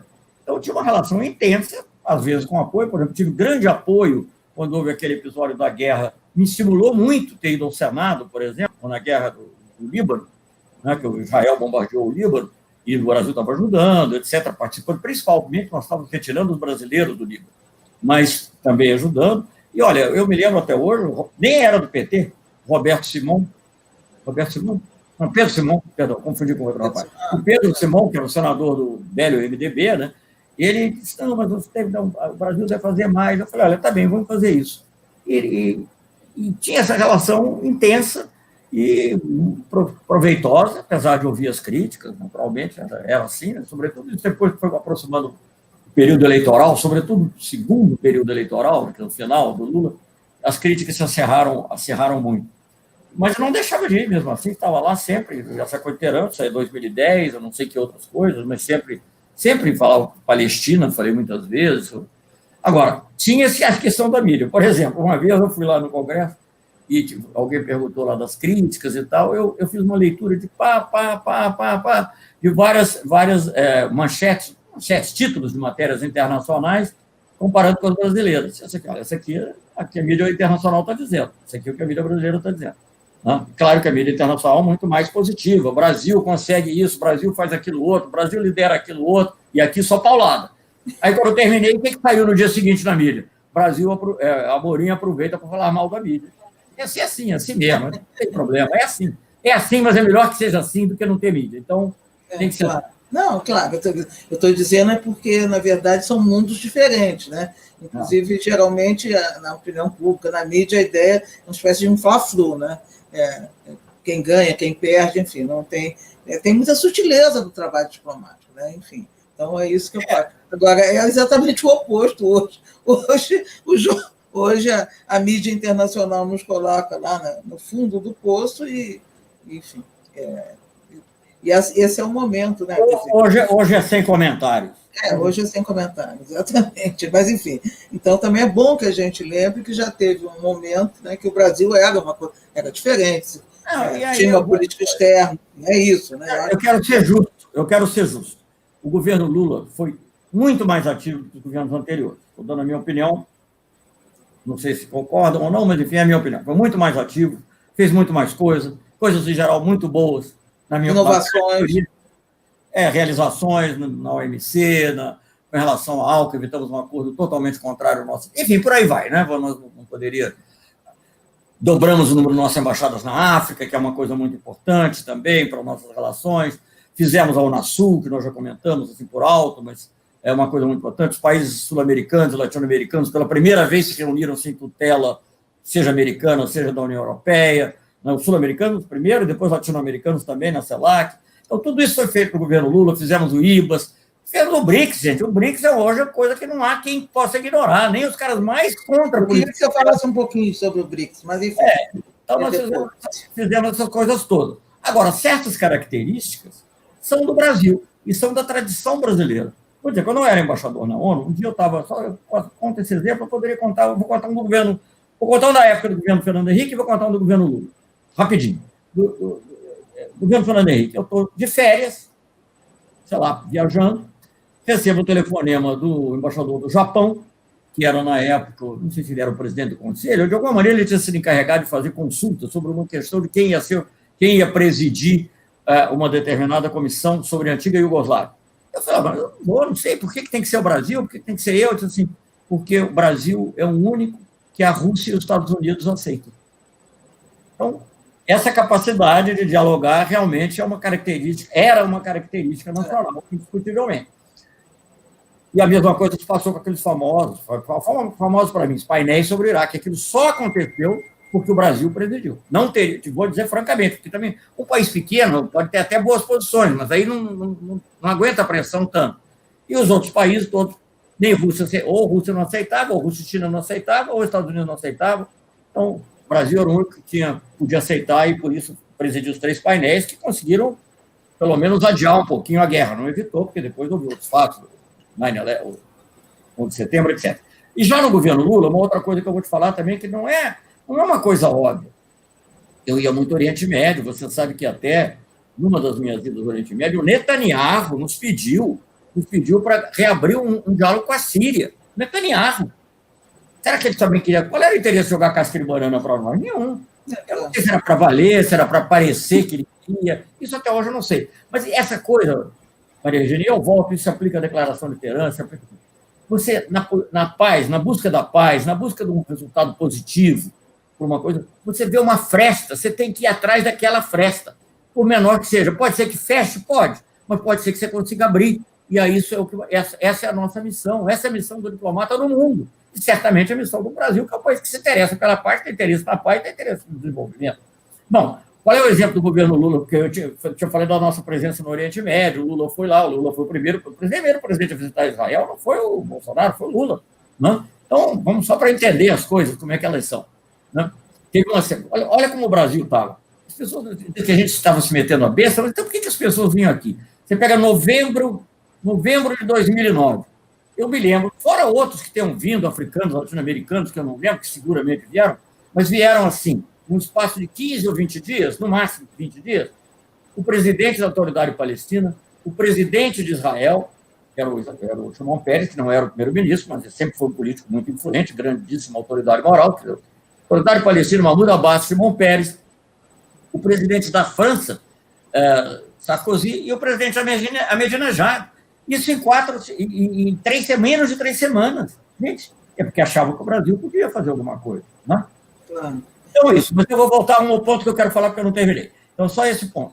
Então, quando houve um dos episódios lá, agora eu nem me lembro se foi invasão de Gaza, ou se foi a questão dos assentamentos em Jerusalém Oriental, enfim, um desses problemas muito candentes lá no Oriente Médio, o ministro do Egito, olha, o Egito é um país muito orgulhoso, eu conheço muito o Egito, sei das questões no Conselho de Segurança, como a gente às vezes tinha dificuldade com o Egito, nem concordando com coisas, mas eles eram muito ciosos. O Cairo é o farol do Oriente Médio, não sei o que, muito bem. O ministro do Egito me liga, num desses momentos, grande crise, diz assim: Celso, peça ao Lula para ligar para o Shimon Peres. Não subestime a influência do Brasil. Isso é o ministro egípcio, que depois, aliás, foi secretário-geral da Liga Árabe. Não estou falando de nenhuma pessoa ingênua, nenhum bobinho, não. E também não tem nenhuma pessoa com interesse em jogar casca de banana para o Brasil. Então, isso é a realidade. Esse é o Brasil verdadeiro. E isso é um capital acumulado, não só no governo Lula, isso é um capital acumulado ao longo da história do Brasil. Claro. Ao longo da história do Brasil. Nós, digamos assim, nós acrescentamos esse capital? Acho que sim. Mas o capital é esse. Eu te dei exemplos anteriores. Né, como o Brasil atuou, como você diz, construtor de consenso, quando o consenso é uma coisa positiva e é uma coisa desejável. Né? Então, é isso. Consenso discriminatório contra nós, não. Por exemplo, a TNP, por exemplo, participar da negociação para consolidar tudo que tem, não quero. Não adianta, porque eu sei que eles vão chegar a acordo entre eles, porque ela defendeu o mínimo, mas deixa o consenso para eles. Eu acho que é uma característica, como você disse, uma característica diplomática, do labor diplomático, né? Que eu acho que fica muito claro exatamente no seu livro, no Conversas com Jovens Diplomatas. É exatamente isso. E eu acho que tem a ver com o próprio papel da diplomacia brasileira, quer dizer, o fato de ser uma diplomacia profissional, que tem uma instituição que está dentro da história e tudo isso, e isso é fundamental. Quer dizer, eu me lembro que tinha uma discussão, não sei em que momento, em que se falava da criação de um West Trade Representative, né, como semelhante aos Estados Unidos, né, e tirar a negociação comercial do Itamaraty. Não me lembro em que momento que isso se ventilou. Colocar é repetido, porque as pessoas ficam... Hoje isso é muito repetido também. Primeiro mas eu já não sei mais em que época. Mas é exatamente isso, porque quando ela está dentro da instituição, da diplomacia, aquilo já tem um modo de se fazer. É como se não é que o diplomata represente... que o diplomata não tem muito lado. O lado é um pouco, tem seu lado do país. Né? Ele não representa interesses do agronegócio ou do sindicato. Ele vê o que é melhor para o país como um todo. Muitas vezes não dá para fazer com tanta... Sem causar morte e ferido. Mas eu acho que esse elemento, eu acho que aparece muito no seu livro, na ideia de como é que você negocia, a ideia de negociar. Né? Para mim, né, enquanto trabalho com essa área, eu acho que uma coincidência muito grande, você e o Lula, porque o Lula, tem um amigo meu que me diz, o Lula é o seguinte, o Lula fala com o porteiro ou com o presidente dos Estados Unidos da mesma forma. Né? E você encarna essa ideia exatamente da negociação de uma pessoa que tem credibilidade para negociar. Que não tem, eu vou te dizer o seguinte, tratar da mesma forma, só para ilustrar, né? Eu recebi no mesmo dia, no segundo ano de governo, o Colin Powell e a ministra de Barbados. Então, o tratamento tem que ser idêntico, tem que ter a bandeira, não tinha mais, eu mandei botar um mastro, porque eu falei, não vai botar a bandeira não tem, porque não tem mastro. Eu falei, tem que ter, bota um mastro lá, mais, os carneamães reclamarem, então, tem que ter o mastro, tem que ter a bandeira de Barbados. Eu dei uma refeição para o Colin Powell, uma refeição para o ministro de Barbados. Enfim, esse ativo que eu acho que, de fato, é a característica do Brasil, né? E que, evidente, deve ser ativado precisa ser a arte, né? É uma virtude do Brasil, sem dúvida. Eu diria que é uma virtude. Mas, foi abandonado agora. E você gostaria de falar alguma coisa sobre BRICS, etc? Enfim, algum detalhe que você gostaria, algum elemento que você gostaria de acrescentar? Com relação ao BRICS, a formação dos BRICS, o papel da Rússia, enfim. Dos BRICS? Do BRICS, eu acho que o BRICS é interessante, porque é talvez das poucas coisas que eu nunca escrevi. A coisa mais próxima de um relato de como foi criado os BRICS está numa entrevista que eu dei para um jornal chinês. A coisa mais próxima, porque eles me entrevistaram, eu falei, estava lá, eu não era ministro, não era nada, estava lá por causa da Unitaid, né? Eu fui presidente daquela organização internacional de acesso a medicamentos, pequena organização. Mas, então, assim, interessante, porque eu acho que o BRICS, duas ou três coisas. O BRICS não teria existido se não fosse o IBAS, porque aí a Rússia e a China ficavam sempre batendo na porta querendo entrar para o IBAS, porque eles diziam, por que o IBAS? Quando nós criamos o IBAS, a gente pensou 3 grandes democracias, naquela época, né? Hoje em dia eu não poderia dizer isso dessa mesma forma. 3 grandes democracias, multiculturais, multiétnicas, uma em cada lugar, em cada continente do mundo em desenvolvimento. E a China e a Rússia ficavam meio excluídas, se achavam excluídas daquele movimento assim, que parecia uma iniciativa promissora. E a Rússia falava muito conosco, principalmente o ministro anterior, que era o Igor Ivanov, e a China falava mais via África do Sul. Mas uma vez também o Rosenthal, no final de um encontro com o Lula, ele fez um elogio ao IBAS. Eu falei, por que esse cara está fazendo esse elogio ao IBAS aqui agora? Né? Então, quer dizer, eles estavam ali sempre namorando. Mas, na realidade, o momento que determina, que faz a criação do IBAS, é um encontro do Lavrov comigo, a pedido dele, em 2006, na ONU, no começo, não sei por que estava lá para alguma reunião, talvez, de nível ministerial do Conselho, nem me lembro bem o que era. Estava lá e o Lavrov, então, me propõe, por que não criamos o BRICS? O BRICS tinha sido criado como sigla pelo economista Jim O'Neill, né? Mas não existia. Até falando assim, me metendo filosoficamente, né? Era uma realidade em si, mas não era uma realidade para si. Eu não tinha consciência da sua própria existência. E o Lavrov, então, por que ele não criava o BRICS? E eu até, quando respondi, ele falou, vamos fazer uma reunião e tal, reunião dos BRICS. Ele dizia, por que você diz BRICS? Eu já estava com a África do Sul na cabeça. E ele dizia, não, eu disse, não, porque é plural. Então, essa foi a maneira que a gente tratou. E dessa maneira, nós fizemos primeiro uma reunião, não sabia bem o que era, uma coisa para coordenar, trocar ideias. Primeiro, fizemos na ONU, a margem da Assembleia Geral, que não é uma coisa que funciona muito, aí dando um salto já na coisa, porque não demora muito. Em 2008 teve a primeira reunião ministerial em um dos países, que foi Caterimburgo, e em 2009 a primeira reunião presidencial. Né? As pessoas às vezes mencionam uma reunião do Japão, a reunião do Japão foi como chamam os americanos, um photo-op, uma oportunidade de foto, porque não teve reunião nenhuma, mas já tinha havido a reunião ministerial e não tinha ainda havido a cúpula. E foi uma coisa que mudou a geopolítica do mundo. A geopolítica, não digo, mas pelo menos a geoeconomia, a discussão dos temas econômicos, tanto que, digamos, pela primeira vez, em função dos BRICS, em grande parte, eu acho, houve uma pequena mudança no sistema de cotas do FMI, né? Tudo isso tem a ver. Você pega um Financial Times, ele dá tanta importância à reunião dos ministros de economia dos BRICS, ou até mais, porque o G7 estava meio morto, né? Entendeu? Os BRICS são algo também importante, até para a criação do outro G20, o G20 financeiro. Do G20 financeiro.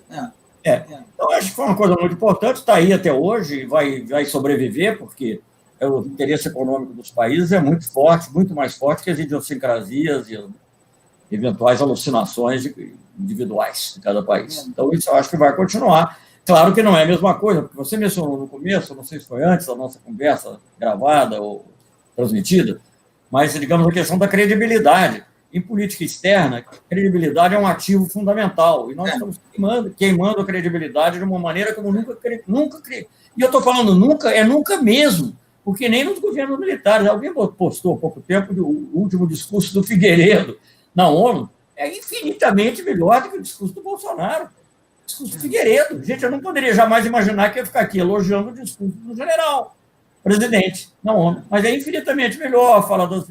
Enfim, não vou entrar em detalhes. Mas... Credibilidade é como reputação. É difícil conseguir, mas é muito fácil perder.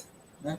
E a gente está vivendo, de certa forma, essa... E muito difícil reconstruir depois. Muito difícil reconstruir, porque uma vez que você perde a credibilidade... Regina, eu falo isso, não quero desanimar os meus jovens colegas, eu sei que alguns estão ativos ainda, apesar das dificuldades, dos medos, eu participei do lançamento junto com o embaixador Recupero, do lançamento de uma iniciativa chamada Nascença, né, sobre política externa pós-Bolsonaro. Eu acho que é muito importante que as pessoas pensem nisso e vejam o horizonte. Agora, não podem ter ilusões de que, digamos, vai mudar e vai, de um dia para o outro, melhorar tudo. Não vai demorar. Por exemplo, o passivo que a gente teve por ter apoiado o colonialismo português durou muito tempo nas relações com a África. Durou muito tempo. E só melhorou por causa da atitude do Gás em relação a Angola. Mas, por exemplo, com Moçambique se estendeu, anos depois, eu era chefe da área cultural, ia fazer um festival de cinema lá, o Zapa era embaixador em Moçambique, e foi uma coisa, tem que ter uma negociação, porque eles não queriam nada com o governo brasileiro. Isso já foi um golpe de mestre, porque o Brasil reconheceu antes de todo mundo, né? Foi o primeiro. Foi o primeiro. Isso foi, enfim, isso é diplomacia, né? É saber o timing das coisas, né? Enfim, já estamos chegando ao final. E aí eu ia te perguntar os conceitos, mas não sei. Eu gosto muito do conceito que você chama do hardness, endurecer o soft power. Gosto também da grande estratégia, que aí já da sua experiência de ministro, da não indiferença, enfim, que marcam até sendas e caminhos diferentes. Eu gosto, acho que esses conceitos, principalmente a ideia do soft, não basta o soft power, quer dizer, é preciso ela também pode ser vista na ideia dessa altivez, de saber, de dizer não, né, em momentos, mesmo que a gente não tenha as capacidades, né, porque muitas vezes a crítica, né, à política do Lula é que o Lula fez mais do que assim, o seu poder, as capacidades do Brasil. E eu acho que não, eu acho que é exatamente isso, é uma coisa... Não é visionária, mas é uma coisa de você jogar para frente, né? Você explorar as alternativas. Eu entendo, assim, de certa forma, esse endurecer o soft power, não é propriamente... Regina, se eu dissesse, no começo do governo, antes do começo do governo, se eu dissesse que nós íamos ter um fórum de todos os países latino-americanos e caribenhos, incluindo o México, que está acima do nosso poder. Se eu dissesse que a gente ia ter um fórum dos BRICS, incluindo Rússia, Índia, China, Brasil, África do Sul, eu ia dizer que estava acima do nosso poder. Então, as coisas vão acontecendo porque a gente vai fazendo. E chega um momento, talvez, que haja um limite, tudo bem. A gente vê, se recolhe as forças, se reorganiza. Eu, honestamente, eu não tenho arrependimento das coisas que foram feitas. Claro que poderia ter sido feita melhor ou pior, não sei, isso aí depende da habilidade de cada um, isso eu não vou colocar isso em jogo. Mas, por exemplo, eu vejo que as pessoas falam, na África, o que adianta ter tanta embaixada se não faz? É que não teve a continuidade que nós desejávamos que tivesse. Evidente. Então, você tem que dar... Você primeiro cria embaixada, aí depois você tem que botar os recursos. Você não pode imaginar que os recursos não estão prontinhos lá para usar quando chegar o embaixador. Não é assim. Então, se a gente não usa, problema nosso. Mas, enfim, mas não é que a gente não pudesse fazer. Então, eu acho que, na linha geral... Eu acho que a política africana, nós falamos pouco, é uma coisa muito importante, até para o auto-reconhecimento do Brasil, da sua própria realidade. Eu ouço isso muito do movimento negro aqui no Brasil. E o Brasil não é plenamente uma nação se você tem uma grande maioria da população alienada ou participando marginalmente das decisões nacionais. Das mulheres também, aliás, nesse ponto também, mas eu digo que no caso dos negros é mais visível. Enfim, é isso. Aliás, nós já tínhamos uma relação fortíssima com a África, enfim. E hoje a China está presente na África, enfim. E o Brasil não tem mais, enfim, a presença mínima, enfim. É porque, na verdade, é que quando você não tem poder, vamos dizer assim, material, você tem que ter o poder de convencer, né? A dimensão simbólica desse sentido, do que você representa do ponto de vista de credibilidade, enfim. É muito mais difícil, né? Preciso ter inteligência e saber o tempo, né? Bem, a gente já está terminando. Eu não sei, eu tinha aqui pensado, se você quisesse dizer alguma coisa com relação ao contexto atual, as dificuldades, um momento de transição, né? Transição de poder, um momento em que o Brasil já foi, em outros momentos na história brasileira, o Brasil participou, não, viveu a transição, né? E sempre soube se aproveitar desse momento. E, infelizmente, eu acho que isso não está ocorrendo agora. Se você quisesse, você escreveu um artigo muito interessante, saiu sobre, eu vi recentemente, sobre o contexto estratégico internacional, enfim, quais seriam as perspectivas para o Brasil e futuras, quer dizer, apesar de você, tanto quanto eu, temos algum... Enfim, eu posso falar, mas isso é quase o objeto de uma palestra. Muito então, se você acha que... Não, mas eu vou falar 2 ou 3 palavras, aí vai ficar incompleto, mas eu escrevi esse artigo, acho que você está falando de reflexões sobre a nova ordem internacional. Saiu na Carta Capital e saiu naquele site também do Progressista Internacional. Exatamente a partir do Brasil, entendeu? Bom, o Brasil não dá para falar. Não dá para falar o Brasil de hoje. Tá? Eu prefiro não falar. Já falei muito. Ótimo. E não dá para falar, porque é só...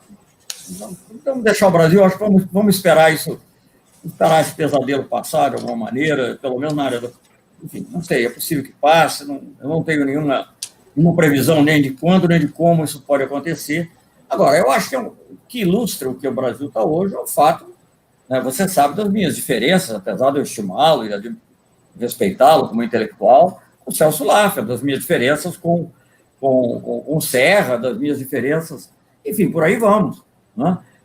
Não vou falar do Fernando Henrique Cardoso, porque ele foi presidente, nós também, em temas internos, mas de qualquer maneira, das nossas diferenças.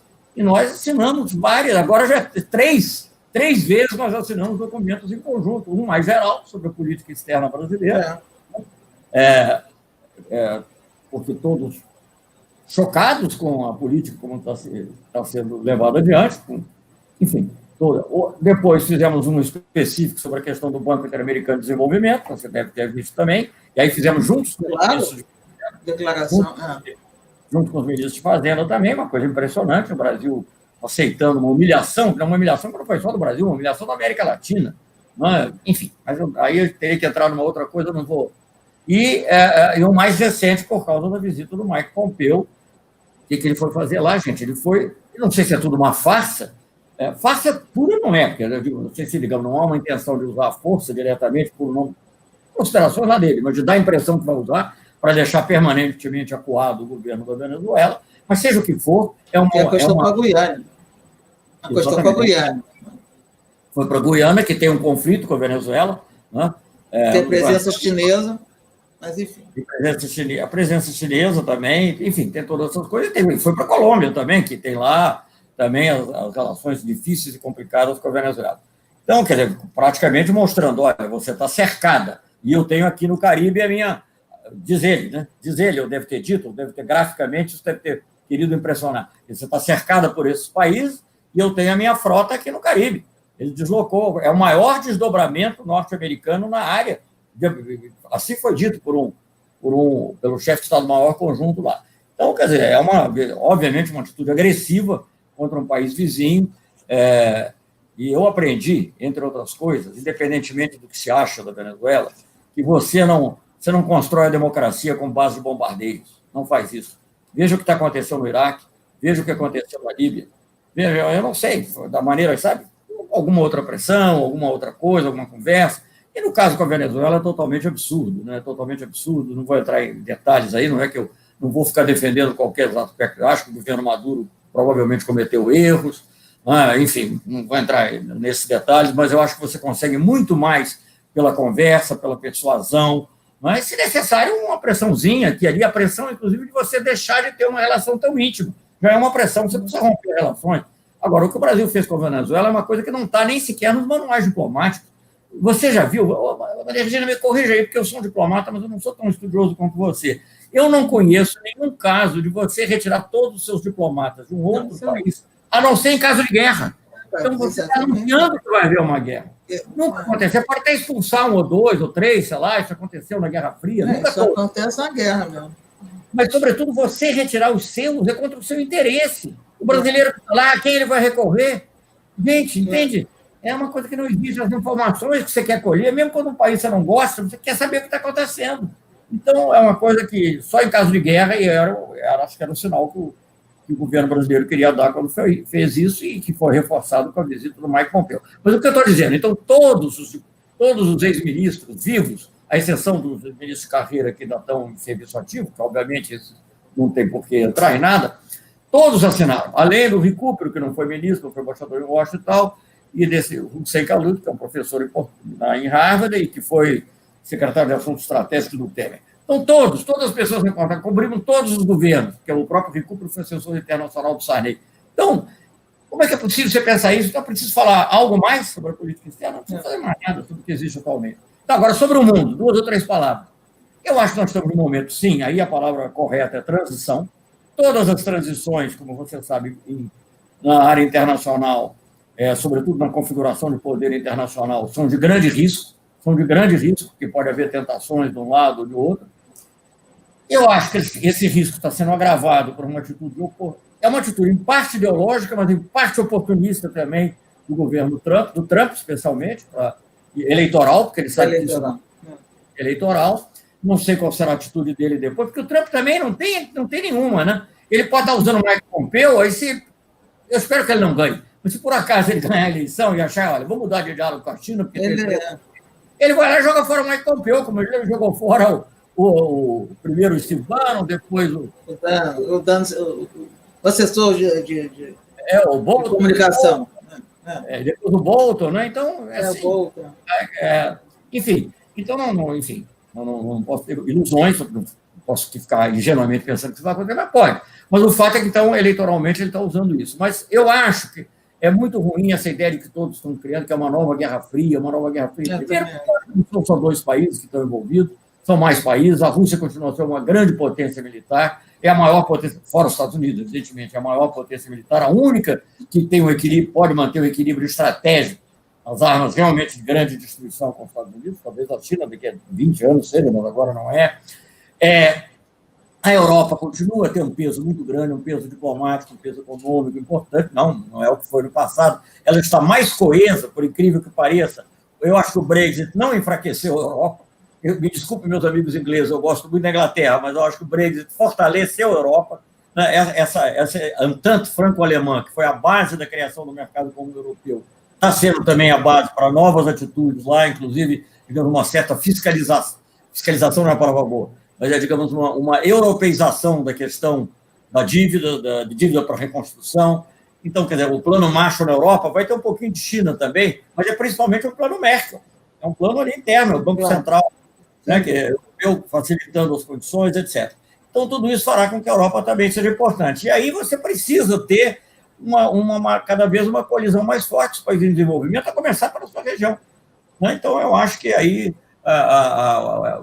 pensando num Brasil, não como ele é hoje, mas como eu quero que ele seja, um Brasil normal. Quando eu digo um Brasil que eu quero, obviamente eu queria um Brasil progressista, mas se for normal, já está de bom tamanho, porque hoje em dia é normal.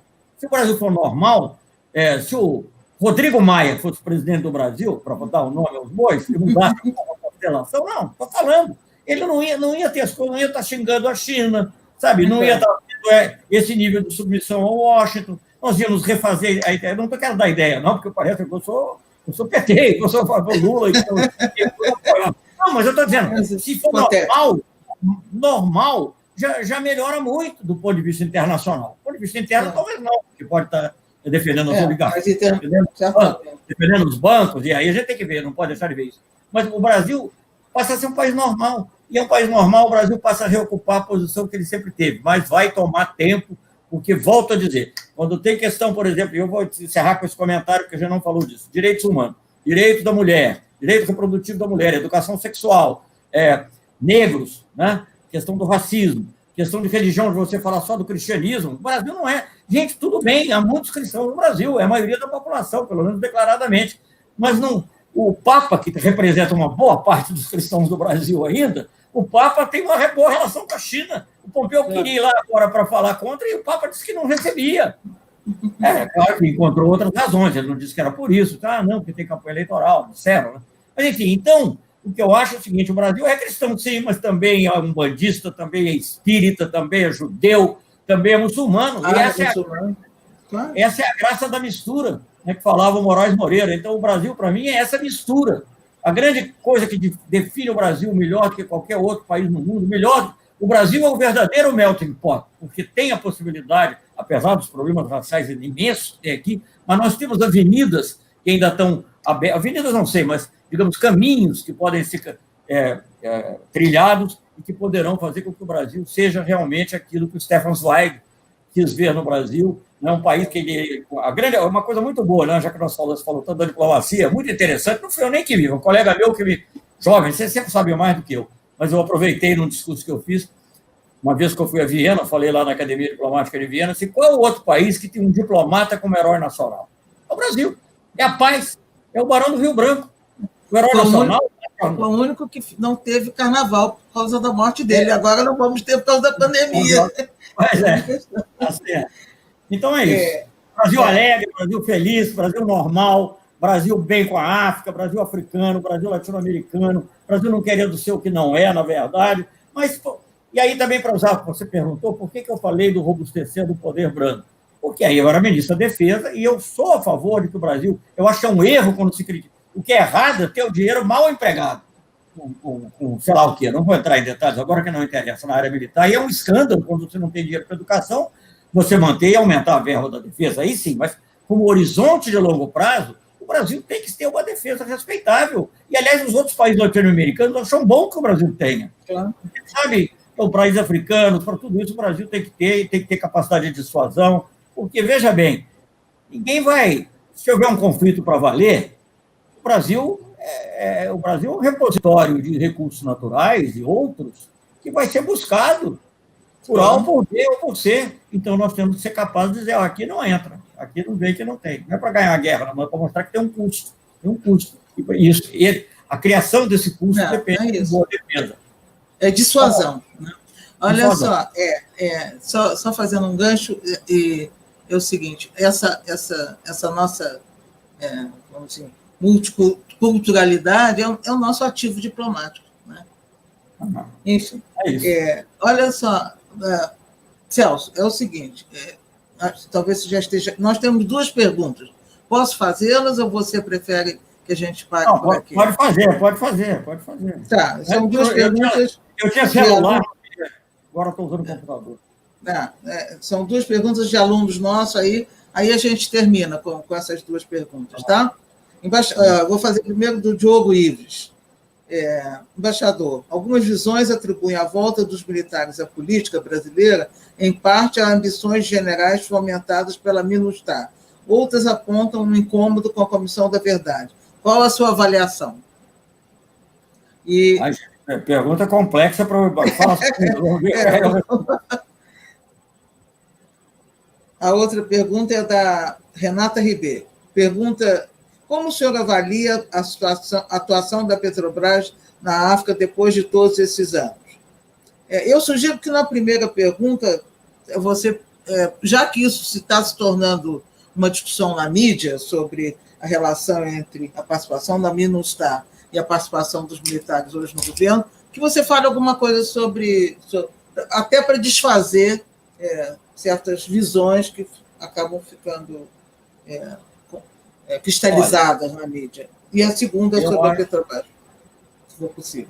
Olha, sinceramente, eu acho que o que está acontecendo no Brasil, a presença dos militares no poder, com a extensão que tem, não tem nada a ver com a MINUSTAH. Tem nada a ver com a MINUSTAH. Ela tem a ver entre várias coisas. Uma delas, a própria fraqueza das lideranças civis. Ou, digamos, até o fato de que as lideranças civis, digamos, aí eu falo as famosas elites, né? Mas, enfim, a própria direita que queria derrubar o Lula a todo preço, queria que ele fosse preso a todo preço, é que favoreceu, abriu as portas. Quando você vai esperar, você vai convidar o chefe do Estado-Maior do Exército, ou não, ele era o comandante do Exército, a fazer um pronunciamento e ele é jogado na TV Globo, como foi no Jornal Nacional, você está abrindo a porta para a participação. Depois de fechar fica difícil. Por exemplo, o chefe, esse comandante sequer foi o Haiti, o Vilas Boas. O Vilas Boas estava na Amazônia. Não tem nada a ver com isso, a meu ver. Esse foi o primeiro momento. O segundo momento, elegeu o seu militar, gente. Ele foi eleito. E as pessoas que ele conhece, ele é uma pessoa, digamos assim, não é uma pessoa, enfim, de uma... digamos, vou falar umas coisas que eu não vou falar. Mas, enfim, ele tem muita intuição política e ele soube se cercar dos militares. Então, o que você tem hoje, a presença dos militares no governo, claro que aí leva um pouco da ideologia também, não vou dizer que não, há uma mistura, porque essas coisas nunca são uma coisa só, e há um resquício de anti-esquerdismo, anticomunismo, antissocialismo e antiprogressismo muito forte na Força Armada. Não achava que era coisa dominante, sinceramente, quando eu estava lá. Eu acho que teria sido preciso muitos governos civis, é pena que isso não tenha começado antes do Lula, isso sim, em que, digamos, os objetivos da defesa, de robustecer o poder apurando, tivessem presentes. Porque, por exemplo, e não é brinquedinho, não, é uma coisa real, o Brasil precisa de um submarino de propulsão nuclear, o Brasil precisa de uma aviação de caça avançada, o Brasil precisa de ter um controle eletrônico das fronteiras, para falar um programa de cada força, só para não ser injusto aqui, mas, enfim, para dar 3 exemplos, não podia falar outros, mas essas coisas, nenhuma delas serve para repressão. Você não vai usar o submarino de propulsão nuclear para reprimir na Cinelândia, nem vai usar aviação de caça, espero eu, jamais, para ir na Avenida Paulista, entende? Então, nem vai usar o CISFROM para outras coisas. Então, na realidade, nós esses programas, programa espacial, programa de defesa cibernética, tão necessários, porque a Petrobras foi espionada, a presidenta Dilma foi espionada. Agora, a elite brasileira acho que achou ótimo, porque ela queria destruir a Petrobras e queria destruir o governo progressista. Então, ela praticamente convida o chefe, o comandante, eu não sei como é que foi exatamente, se ele se voluntariou, mas na prática, a leitura histórica, ela convida o Exército a se pronunciar, através do seu comandante, sobre um julgamento no Supremo Tribunal Federal. Nunca ninguém saberá como é que seriam os votos se não tivesse ali no tweet. O fato é que houve tweet. Né? Então, houve o tweet, então fica aquela presunção de que houve uma intimidação. Então, esses dois fenômenos, um assim, no plano político e superestrutural, e o fenômeno da absorção que o Bolsonaro fez dos militares no governo, né, dando emprego a todo mundo, emprego é dinheiro e é também, gente, e é também posição de poder que interessa a eles. Agora, eu acho que eles não atuam dentro de uma ideologia única, é uma coisa muito... Eu acho que eles têm ideias diferentes. Há um resquício anticomunista forte, porque isso é o que, digamos, acabou sendo um pouco o denominador comum, que vem desde 1935. As tendências nacionalistas, assim, nacionalistas estruturais, sempre foram minoritárias, em geral perderam. Só mesmo dentro do próprio governo militar, porque aí não se colocava ele estar rivalizando com o outro, é que, digamos, acho que no governo Geisel, principalmente, até com a Silva, essas tendências acabaram predominando e levaram a questões como nós já conhecemos, por exemplo, a própria ruptura do acordo militar com os Estados Unidos. Eu nunca vi o que está acontecendo hoje. Agora, há muito interesse corporativo. Você me pergunta, na nossa época, como é que era? Olha, muita coisa aconteceu de positivo, por exemplo, digamos, a própria Escola Superior de Guerra abandonou, pelo menos não sei se voltou depois, mas abandonou a ideia de ficar aquele negócio da doutrina, dos objetivos nacionais permanentes, não precisa mais, já tem estratégia nacional de defesa. Tem programa de pós-graduação.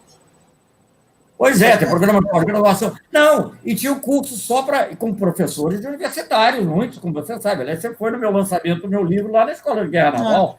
Não já era governo Temer, então havia uma certa pluralidade. Não havia essa coisa, uma ideologia dominante.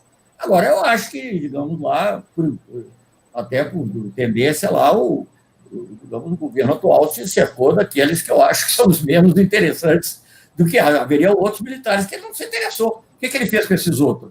Se eles eram pessoas de destaque, deu empregos bons, em lugares bons que ficaram, deixar os caras longe, e ele fez isso com muita habilidade. Então, você tem casos raros, como o do Santos Cruz, que eu acho que talvez seja um exemplo interessante aí de uma pessoa, de um militar, que obviamente não é uma pessoa de esquerda, mas é muito crítica de tudo que tem acontecido no governo. A maioria se acomodou ali. Então, eu acho, e acaba tendo um papel negativo também, não quero subestimar isso. Agora, acho que isso teve muito pouco a ver com o Haiti. Eu até temeria, quando houve a intervenção no Rio de Janeiro, que foi o governo Temer, né? Ali eu fiquei preocupado, que sim, houvesse, digamos, a ideia, digamos assim, transformar o Brasil numa grande GLO. Né? Aliás, ali foi intervenção, não foi nem GLO, foi mais forte. Né? Mas, isso sim, e uma coisa de garantia da lei e da ordem, mas não foi por aí que os militares entraram no governo. O governo está no Ministério da Saúde, está no chefe da Casa Civil, está no secretário, sei lá do quê, de Relações Internacionais e Institucionais da Presidência. Então, não foi por esse lado. Digamos, se fosse esse lado, se, digamos, a intervenção no Rio, digamos assim, o Morro do Alemão tivesse expandido para a intervenção no Rio. A intervenção no Rio expandido em todo o Brasil, ou em vários pontos do Brasil, porque, sim, olha, o Haiti realmente... Não foi isso que aconteceu. O que aconteceu foi outra coisa. Então, eu acho que pode haver, que nem sequer... Veja bem, como eu te falei, alguns militares que estiveram no Haiti têm prestígio, outros não. Alguns militares que estão no poder estiveram no Haiti, com o general Ramos, que é uma das coisas da presidência, e outros não. O general Braga Neto, que eu saiba, nunca teve. Se ele teve quando era coronel e tal, porque eu nunca vi ele por lá, e ele é o chefe da Casa Civil. Então, gente, sinceramente, não é isso. Eu acho que ocorreram coisas criticáveis no Haiti, em retrospecto, coisas que na época a gente não sabia, podia ouvir acusações, você não tem certeza. A ONU nunca houve uma coisa da ONU pedindo para afastar uma pessoa ou outra, não me lembro disso, isso é uma coisa, eu não vou falar para defender ninguém, tem nenhum interesse em defender as pessoas que estão no governo atualmente, mas nunca houve isso nunca houve. Havia ao contrário, a queixa que havia contra os brasileiros era serem excessivamente suaves no Haiti. Né? E nós fizemos uma missão de paz que durante algum tempo foi estudada como modelo, porque houve muitos programas sociais, muitos programas assim, de auxílio econômico ao Haiti, houve alguns internacionais, até com o IBAS ganhou um prêmio internacional, 2 vezes, ganhou um prêmio escolhido, foi escolhido como o melhor programa internacional de cooperação entre países em desenvolvimento, Índia, Brasil e África do Sul, um programa lá de coleta de lixo, enfim, é muita coisa que foi feita de positiva. Teria sido feito mais se tivesse havido determinação, como, por exemplo, o pedido principal do Preval, que morreu, né? O Preval era a tal barragem de Arco-Íris. Já que eu falei do Preval, vou te falar uma coisa importante. O evento mais importante no Haiti é a eleição do Preval, que era uma pessoa ligada ao Aristide, claro que já não era tão ligado na época, senão não podia nem ser candidato, mas era uma pessoa de inclinação conhecida, e ele foi eleito, e ele foi mantido lá porque o Brasil estava lá, porque havia um interesse muito grande da elite haitiana, com apoio internacional, ou pelo menos conivência internacional, para arrumar um jeito de melar aquela eleição. E não melou, porque nós forçamos, com o apoio do Chile, que tinha um representante especial do secretário-geral, e as tropas brasileiras, e eu disse claramente para a Condoleezza Rice, para outros, olha, vocês não têm ilusão, vamos reconhecer o Preval, porque ele ganhou a eleição, e as tropas brasileiras, e chequei isso pessoalmente, autorizado pelo Lula, naturalmente, mas chequei isso pessoalmente com o Lago, que era o presidente chileno, porque era importante, porque eles tinham tropa, e porque eles tinham também o comando político da missão, era o Juan Gabriel Valdez. Eu falei assim, as nossas tropas não vão atirar no povo. E repeti isso para o Kofi Annan. E falei para eles, não vão atirar no povo. Se tiver um bando armado e tal, não sei o que, é outra coisa. Mas não vão atirar no povo. E e, com isso, a solução que acabaram encontrando foi realmente dar posse à Preval, que era a coisa certa. Então, foi um momento importante. Eu acho que em 2010, como nós estávamos aqui numa certa transição, acho que, não que nós tenhamos feito nada de negativo, mas melou, os americanos conseguiram melar e puseram uma pessoa que eles queriam, que era aquele Martelly. Depois o Martelly até mudou, ficou amigo do Chaves também. O Martelly, uma vez eu fui no gabinete dele, quando já era ministro da Defesa, ele tinha uma foto com o Chaves e outra com o Obama. E que distância. Enfim. A outra pergunta, o que era? Era pergunta sobre a Petrobras na África. Olha, não sei bem, eu acho que a Petrobras... Enfim, eu não tenho assim, muitos detalhes. A coisa mais importante da Petrobras na África é Angola, né? E, sim, nós sempre lutamos para que a nossa presença se mantivesse com qualquer outra empresa brasileira. Mas nunca entrou essa coisa, era uma presença do Brasil, era importante, né? Por meios legais. Se houve coisas erradas cometidas em algum lugar, e não vou negar que tenha havido, o problema é individual da empresa, das pessoas que estiveram envolvidas. Agora, veja bem, você pega artigos da Economist e tal, elogiando assim com um pouco de inveja da empresa, da presença brasileira, que até contrariamente a da China, as empresas brasileiras contratavam muita gente local, diferentemente do que os outros faziam, né? E o Brasil teve uma presença muito grande na África. É tem um livrinho da União Europeia, eu agora robustecer o poder branco também, um livrinho da União Europeia que eu descobri por acaso. Eu participei de umas reuniões de uma fundação, era a Fundação Europeia dos Partidos Socialistas. Fundação. Uma espécie de junta às fundações, né? Não era como fosse o Perseu Abramo, as fundações aqui, não propriamente os governos. E tinha um livrinho que era sobre cooperação em defesa e segurança na África. O primeiro artigo, eu abri ele por acaso, era sobre o Brasil. Eu até fiquei espantado, gente. Era o Brasil, quer dizer, porque há um interesse. Aquilo era uma coisa promissora. O Brasil tinha cooperação com a Namíbia, tinha cooperação com a Angola. Nós aumentamos, aí já governo Dilma, aumentamos o número de adidos militares na África, que é outra fronteira do Brasil. O gás, a gente pode dizer o que disser, aqui dentro do Brasil, claro, não vou defender, tudo foi muito ruim, muita coisa, mas em duas áreas ele foi muito melhor do que a atual. Na área da política externa, obviamente, e na área da cultura. Né? Bem ou mal, a filha dele ajudou lá a criar a Embrafilme, a Funarte, etc. e tal. Tudo está sendo destruído agora. Mas na área... ele teve essa visão, ele teve a expressão vizinhos de aquém e de além-mar. Né? É uma expressão... Ele tinha sido presidente da Petrobras, que tinha uma fundação internacional. Sabia que lá teria interesse no Brasil. Voltar. Enfim. Celso, eu nem vou pedir para você fazer seus comentários finais, porque já são quase 2 horas de bate-papo, mas muitíssimo obrigado, a não ser que você queira. E eu acho que foi assim... Só agradecer a você, obviamente, eu gosto muito de conversar com você, mas espero que tenha muitos jovens também, realmente. Eu também espero, porque eu acho que essas entrevistas têm esse sentido. O Brasil já foi diferente, o Brasil já teve política externa, né? Ainda que diferente, mas política externa. Então, e vai ter, vai voltar a ter. E vai ter, exatamente. Não podemos esmorecer, né? E temos esse ativo, que é a nossa população miscigenada, multicultural, que hoje é um ativo no plano internacional, né? Enfim, faz parte do robustecer do soft power. Celso, muitíssimo obrigada. Espero que a gente tenha uma outra oportunidade. Eu espero que tenhamos tido vários alunos assistindo, que foi uma aula também que você deu aqui hoje para nós essa tarde. Não, me desculpe um pouco a interrupção, mas enfim, não, isso faz parte. Faz parte. Eu quero para mostrar essa foto aqui. Ótimo essa foto. Muito com a mídia. Isso. Olha, muitíssimo obrigada.